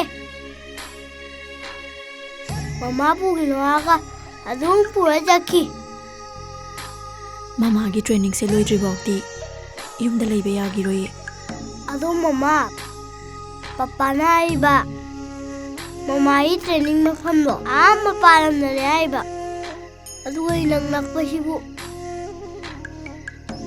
ꯑꯩꯁꯨ ꯃꯃꯥꯒꯤ ꯇ꯭ꯔꯦꯅꯤꯡ ꯃꯐꯝꯗꯣ ꯈꯪꯉꯤꯅ ꯃꯃꯥ ꯅꯪ ꯌꯥꯝ ꯐꯠꯇꯦ ꯑꯩ ꯅꯨꯡꯁꯤꯗꯕꯒꯤ ꯅꯠꯇ꯭ꯔ ꯅꯪ ꯌꯨꯝꯗ ꯂꯩꯇ꯭ꯔꯤꯁꯦ ꯁꯅꯥ ꯌꯥꯗꯗꯅ ꯇꯧꯔꯤꯅꯦ ꯁꯅꯥ ꯁꯦ ꯄꯄꯥ ꯑꯃ ꯋꯥꯔꯤ ꯁꯥꯒꯦ ꯁꯅꯥ ꯆꯥꯛ ꯆꯥꯊꯣꯛꯎꯔꯁꯤ ꯂꯥꯛꯑꯣ ꯃꯤꯁ ꯋꯥꯔꯧꯕꯤꯕ ꯌꯥꯗꯦ ꯏꯆꯥꯒꯤ ꯅꯤꯡꯉꯥꯏꯁꯤꯗ ꯑꯩꯈꯣꯏꯁꯨ ꯇꯧꯐꯝ ꯈꯪꯗ꯭ꯔꯦ ꯀꯩꯁꯨ ꯀꯥꯏꯗꯦꯗ ꯄꯄꯥ ꯑꯩꯈꯣꯏ ꯃꯃꯥꯗ ꯃꯤꯁ ꯀꯩꯗꯣ ꯁꯅꯥ ꯀꯩꯒꯤꯅꯣ ꯂꯥꯛꯑꯣꯁꯦ ꯆꯥꯛꯁꯦ ꯁꯥꯔꯤꯉꯩꯗ ꯆꯥꯊꯣꯛꯎꯔꯁꯤ ꯂꯥꯛꯑꯣ ꯉꯥꯏꯈꯣꯅꯦꯅꯦ ꯃꯃꯥꯒ ꯋꯥꯔꯤ ꯁꯥꯟꯅꯩꯅꯦ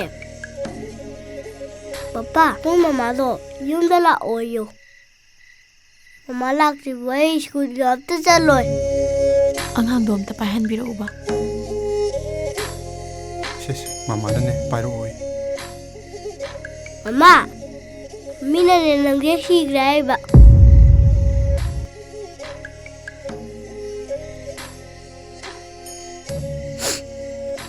ꯃꯤꯅ ꯐꯥꯒꯤ ꯇꯧꯔꯤꯅꯦ ꯁ꯭ꯀꯨꯜ ꯐꯖꯅ ꯆꯠꯂꯝꯃꯨ ꯂꯥꯏꯔꯤꯛꯀꯗꯣ ꯀꯟꯅ ꯄꯥꯔꯝꯃꯨꯀꯣ ꯃꯃꯥ ꯂꯥꯛꯇ꯭ꯔꯤꯕ ꯑꯩ ꯁ꯭ꯀꯨꯜ ꯀꯥꯔꯣꯏ ꯁꯅꯥꯊꯣꯏ ꯃꯃꯥ ꯊꯨꯅ ꯂꯥꯛꯑꯗꯕꯅꯤ ꯅꯪ ꯁ꯭ꯀꯨल ꯀꯥꯗ꯭ꯔꯗꯤ ꯃꯃꯥ ꯁꯥꯎꯅꯤꯀꯣ ꯇꯜꯂꯦ ꯀꯩꯁꯨ ꯏꯃꯥꯟꯅꯕꯁꯤꯡꯅ ꯅꯪꯒꯤꯗꯤ ꯅꯃꯥ ꯁꯤꯈ꯭ꯔꯕꯗꯣ ꯅꯃꯥ ꯂꯩꯖꯗꯕꯗꯣ ꯍꯦꯛꯇ ꯍꯥꯏ ꯑꯩ ꯑꯗꯨꯝ ꯀꯞꯅꯤꯡꯉꯦ ꯈꯪꯉꯕ꯭ꯔꯣ ꯃꯃꯥ ꯅꯪ ꯀꯞꯄꯤꯔꯣ ꯃꯃꯥꯒꯤ ꯁꯅꯥ ꯃꯃꯥ ꯀꯞꯇꯤꯌꯦ ꯃꯥꯅ ꯑꯩꯅ ꯑꯩꯁꯦ ꯁꯅꯥ ꯕꯨꯕꯣꯛꯅ ꯉꯥꯏꯔꯦ ꯃꯃꯥꯁꯨ ꯆꯥꯛ ꯆꯥꯊꯣꯛꯑꯣ ꯑꯩꯈꯣꯏꯁꯨ ꯆꯥꯛ ꯆꯥꯈꯤꯒꯦꯅ ꯍꯥꯏꯈ꯭ꯔꯣ ꯃꯃꯥ ꯍꯣꯔꯦꯟ ꯆꯥꯛ ꯆꯥ ꯂꯣꯏꯔ ꯑꯃꯨꯛ ꯇꯧꯔꯛꯑꯒꯦ ꯑꯩꯈꯣꯏꯁꯨ ꯆꯥꯛ ꯆꯥꯊꯣꯛꯎꯈꯤꯒꯦꯀꯣ ꯍꯣꯏ ꯆꯥꯊꯣꯛꯎꯔꯣ ꯄꯥ ꯁꯦ ꯇꯥꯆꯧ ꯆꯥꯛꯁꯦ ꯏꯪꯉꯝꯃꯅꯤ ꯂꯥꯛꯑꯣ ꯁꯅꯥ ꯂꯥꯛꯑꯣ ꯍꯣꯏ ꯃꯤꯁ ꯑꯃꯨꯛ ꯊꯝꯖꯔꯒꯦ ꯋꯥꯔꯧꯕꯤꯅꯨꯀꯣ ꯊꯝꯕꯤꯔꯣ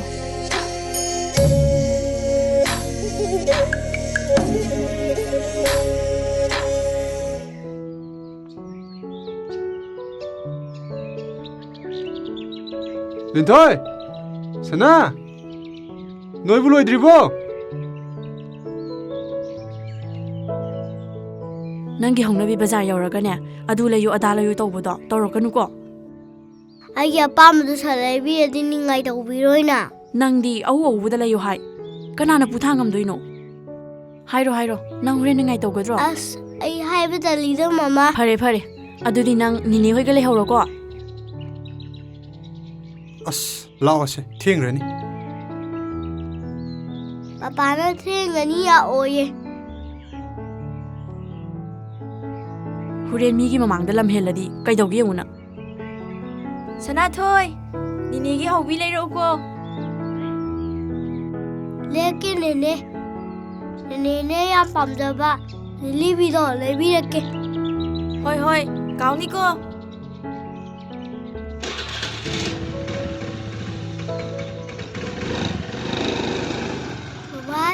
ꯕꯥꯏ ꯇꯥꯆꯧ Sana Thoido Lady. Kay Noijibo. Imana Pude Habro. Pude. Imadi Matanda Kibane. Imagi Pangdaga, Tumring with an Tumdie. Ngasai Chak Jamina Ganda, Mamagi training Mapam Kangi, Horin Jalun in Hirambane. Kay no Hajibo. Adudane, Imai Banina Ngangi Bane, Chat Bayarena. Machine actually Pude Yara. Moi dance college to the Amti Uzila Otaso. Hoise, just low.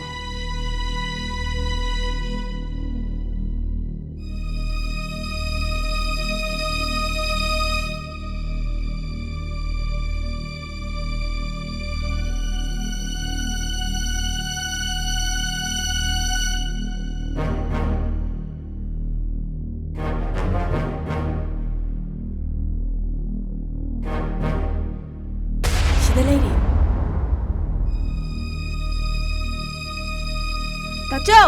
Tacho! See the lady. Ha!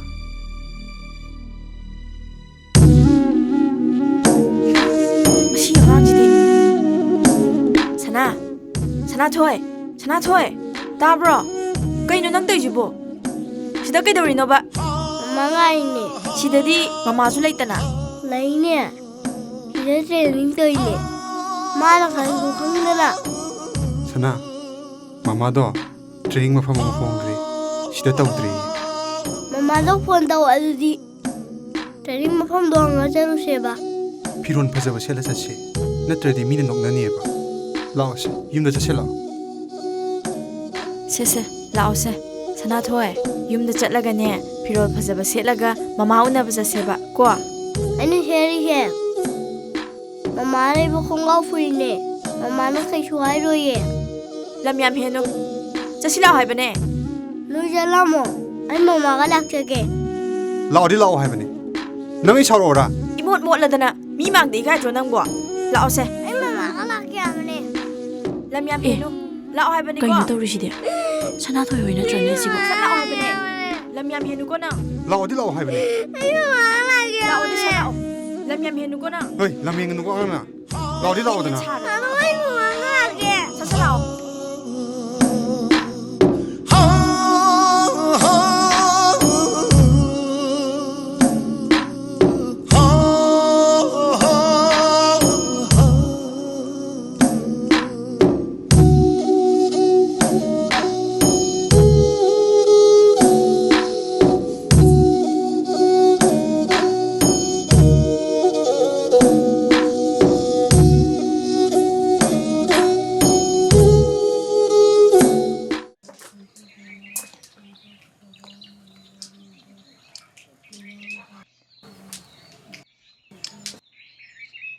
Cici, nang lohong dore hai chumbra.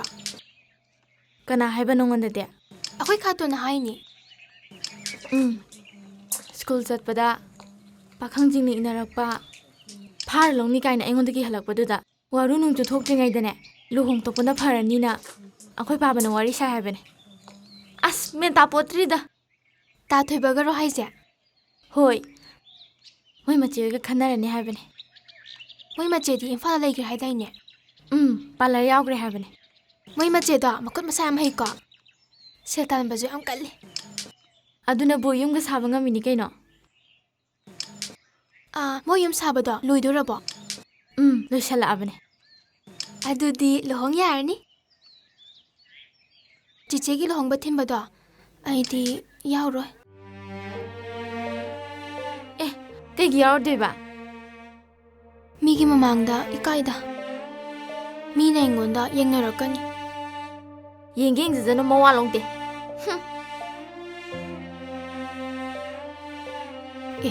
Cici idom jala chalo amuk chai ra ani. As chai ji zano mawa longte he. Hey, la. Nayum panya ra banang na ne. Kulok pi sana matam na de. Hey, aina haji nang muni ne. Aina nang madu da chang na habna tra. Hai ba da lam yam henu ko nang. As yam taning de ko, yam ngare. Hey, lao di sa lao. Nang na mystery je kai gino. Ngor bi ma ba. Lao di sa lao da na. Nang na mystery je kai gino. ꯑꯐ ꯅꯨꯡꯉꯥꯏ ꯇꯥꯜꯂꯛꯄꯗ ꯑꯩꯅ ꯄꯨꯟꯅꯣ ꯍꯥꯏꯕ ꯃꯤꯗꯤ ꯄꯨꯜꯂꯣꯏꯗꯕ ꯈꯪꯉꯕ꯭ꯔꯥ ꯂꯥꯛꯑꯣꯗꯤ ꯂꯥꯛꯑꯣ ꯁꯠ ꯂꯥꯛꯑꯣ ꯇꯥꯅꯤꯡꯗꯦꯀꯣ ꯏꯃꯥ ꯍꯦ ꯃꯤꯃꯥꯟꯅꯗ꯭ꯔꯕ ꯅꯪꯁꯨꯅꯦ ꯋꯥꯈꯜ ꯈꯔ ꯈꯜꯂꯨ ꯀꯔꯤ ꯊꯣꯛꯑꯦꯅ ꯇꯧꯖ ꯁꯥꯏꯅꯣ 이동자 미만한테고 이제 그나한테 그까이 아 그나한테 그까이 오게 가돈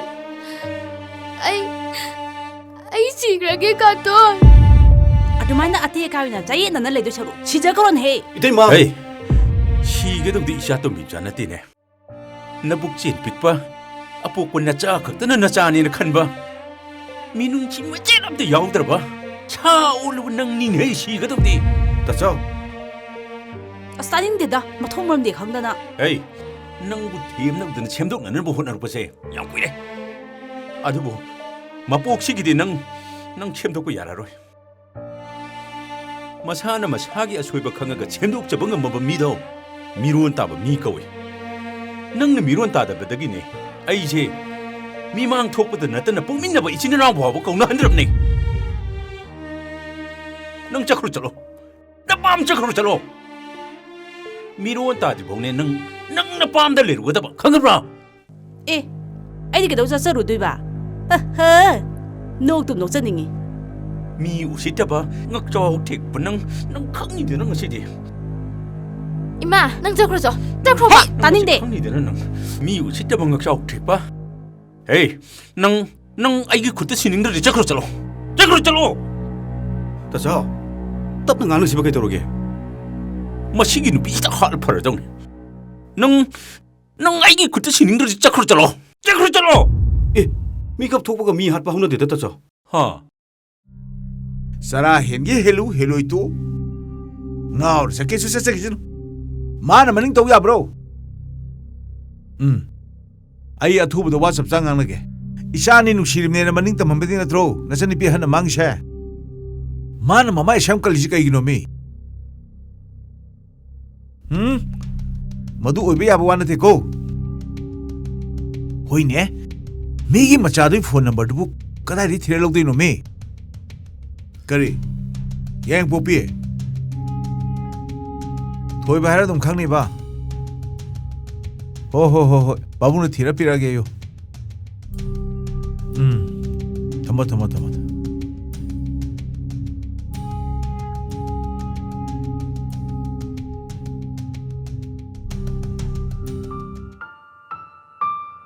ꯆꯥꯛꯈꯨꯝꯗ ꯍꯣꯔꯦꯟꯒꯤ ꯍꯦꯟꯖꯥꯡ ꯁꯦꯝꯃꯤꯉꯩꯗ ꯍꯜꯂꯛꯄꯒ ꯑꯝꯇ ꯇꯥꯍꯧꯗ꯭ꯔꯦ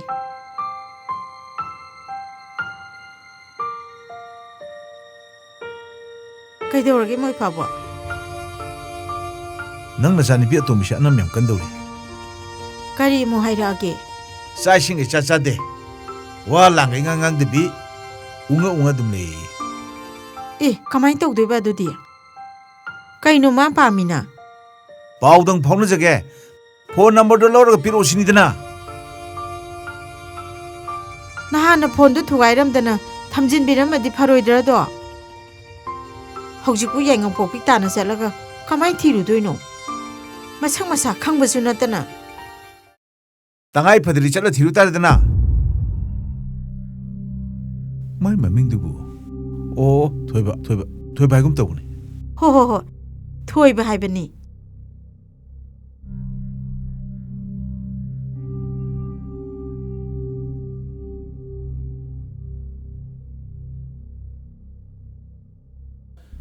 ꯉꯥꯎꯁꯟꯅꯒꯗꯕ ꯏꯆꯥꯅꯨꯄꯥꯅ ꯉꯥꯎꯁꯟꯅꯗ꯭ꯔꯦ ꯃꯌꯨꯝ ꯃꯀꯩ ꯄꯥꯟꯅꯕ ꯇꯧꯁꯤ ꯍꯥꯏꯕꯐꯥꯎꯗ ꯏꯃꯧ ꯑꯣꯏꯒꯗꯕꯗꯨ ꯗꯣꯛꯇꯔ ꯇꯝꯃꯤ ꯂꯣꯏꯗ꯭ꯔꯤꯅ ꯑꯗꯨꯝ ꯉꯥꯏ ꯂꯩ ꯑꯗꯨꯒ ꯏꯆꯥꯅꯨꯄꯤꯁꯤꯡꯁꯤꯅ ꯑꯩ ꯋꯥ ꯌꯥꯝ ꯉꯥꯡꯅꯤꯡꯗꯦꯀꯣ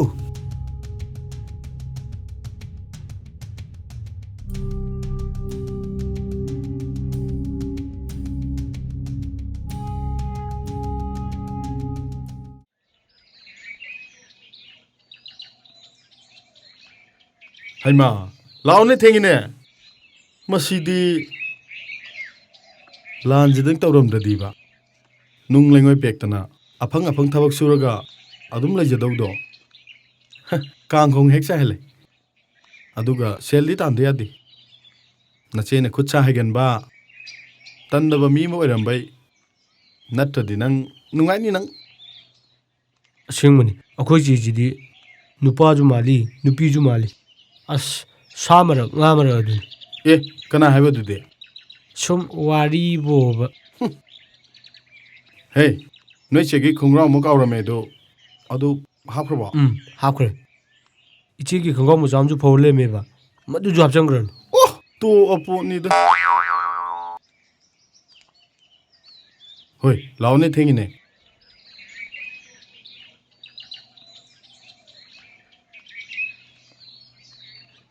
ꯇꯥꯊꯣꯏꯕ ꯇꯥꯊꯣꯏꯕꯧ ꯉꯥꯏꯈꯨꯑꯣ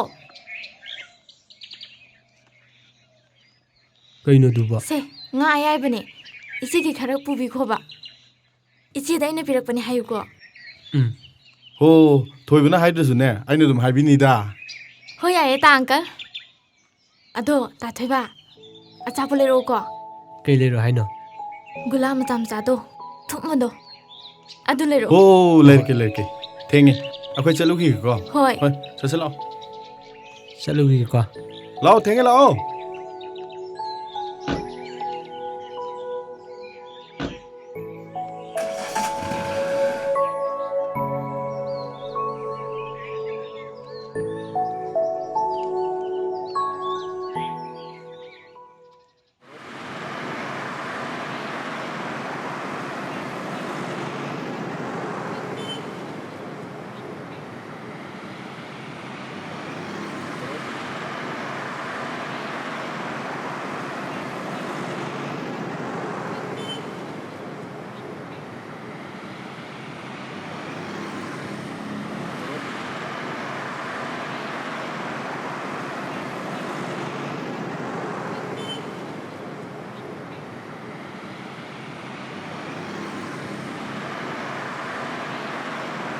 Thoiba, si payo se. Sidani, sang is law.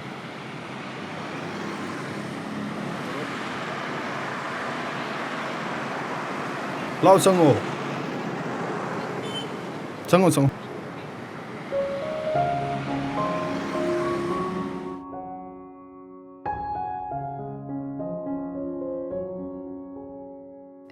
ꯅꯣꯏ ꯌꯧꯔꯛꯑꯕꯣ ꯉꯥꯏꯍꯥꯛꯇꯪ ꯐꯝꯃꯨꯀꯣ ꯑꯩ ꯂꯥꯛꯑꯒꯦ ꯑꯧ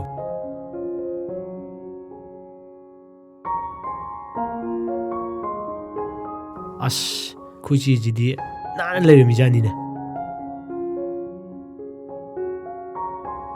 ꯂꯥꯛꯑꯣ ꯁꯤ ꯐꯝꯃꯨ ꯂꯥꯛꯑꯣ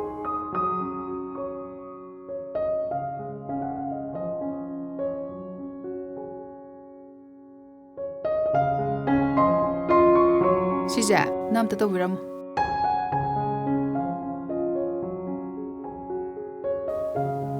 ꯀꯩꯅꯣ ꯅꯕꯥꯅꯤ ꯄꯨꯔꯛꯏ ꯃꯌꯥꯝꯁꯤꯅ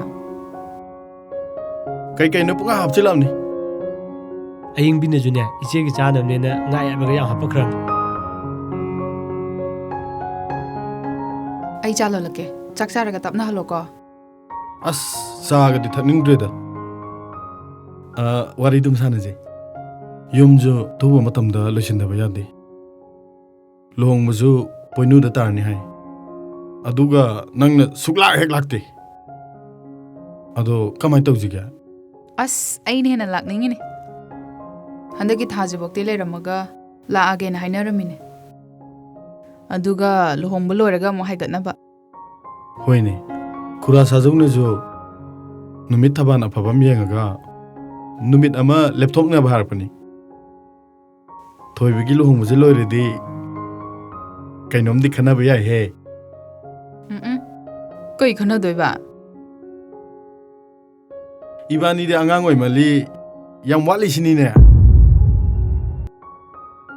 ꯑꯩ ꯐꯣꯇꯣ ꯅꯝꯕꯤꯔꯛꯀꯦꯁꯦ ꯍꯣꯏ ꯂꯧꯔꯣ ꯑꯦ ꯏꯆꯦ ꯑꯁꯤꯗ ꯐꯝ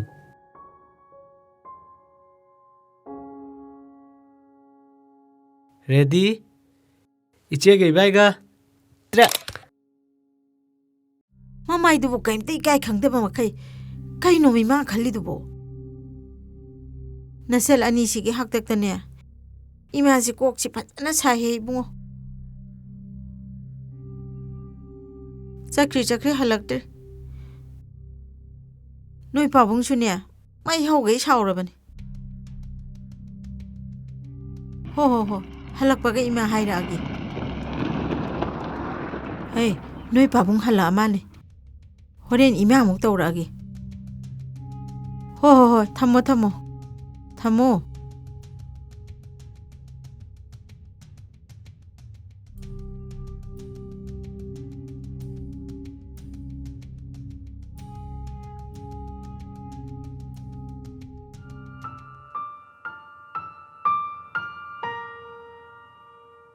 Kamdauragi, unabirakpro.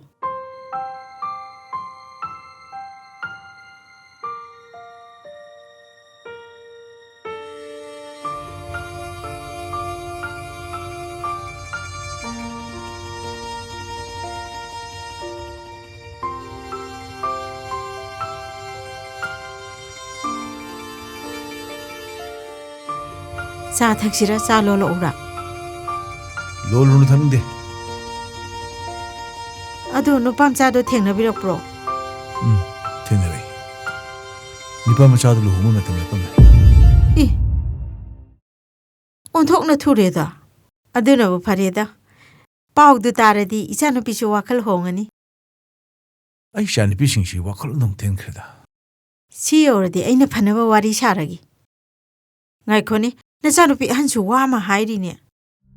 Kari muk tawre. Kai harge. Amta fingat pirakhino da. Angang di maboktu ne. Menthoi da phone tawraga wari khara sarak mani. Kai haiba.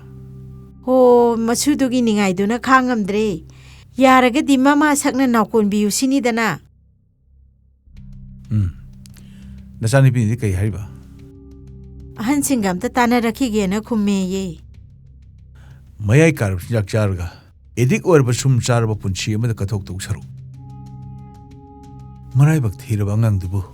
Masa sangna nawak nakon bi ban yamena pai. Mapa du su private school yo jamu oituna. Yam chamna lejaba leba mucha taba mini. Hoida madune yam phaida. Nasanu piso angang du matok du yengam dadana. Yam nungai te na dum so lairabani. Ishudu gi matau du oboda. Ai phaw pi tai ni. Pare. Private school pu de lephala gane. Lenga ki thaba matau na bai hona birge. Ho.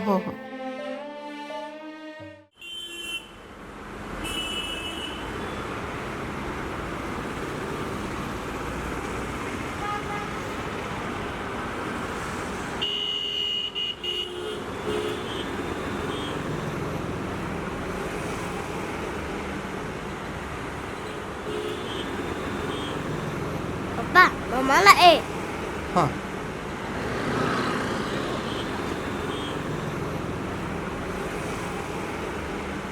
Mama! Sana!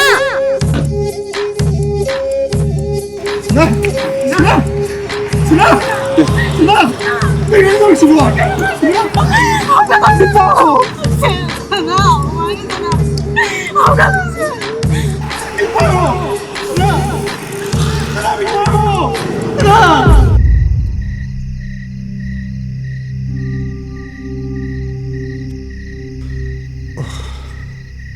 Sana, tuma.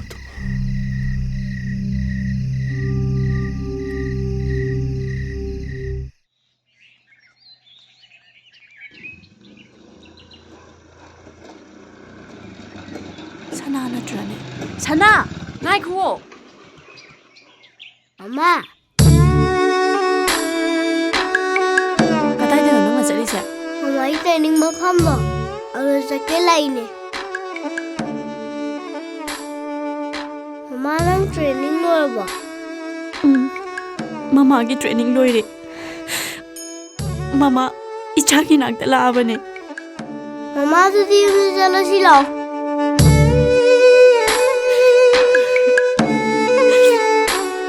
Mama, nang kapido kay gino. Mama kapido kay gino ba? Sana. Ngasidagi icha ga lai minarani khanbada. Harau mun na kapine. Ini sarau babu kamna brane. Hey! Nang ini sumana lon sa kuno ham natro. Nang ini sumana lon sa kuno ham natro. Mama I manak chali ne. Kana, Kanagi mama? Kanagi mama no? Mama. Nangay mama na tro. Mama sana. Ay nanggi mama ne. Ay sinanggi mama ne sana. Isanong sibagi may tiyang nangaura ba ise. Ay may sagse among tani ko kandi.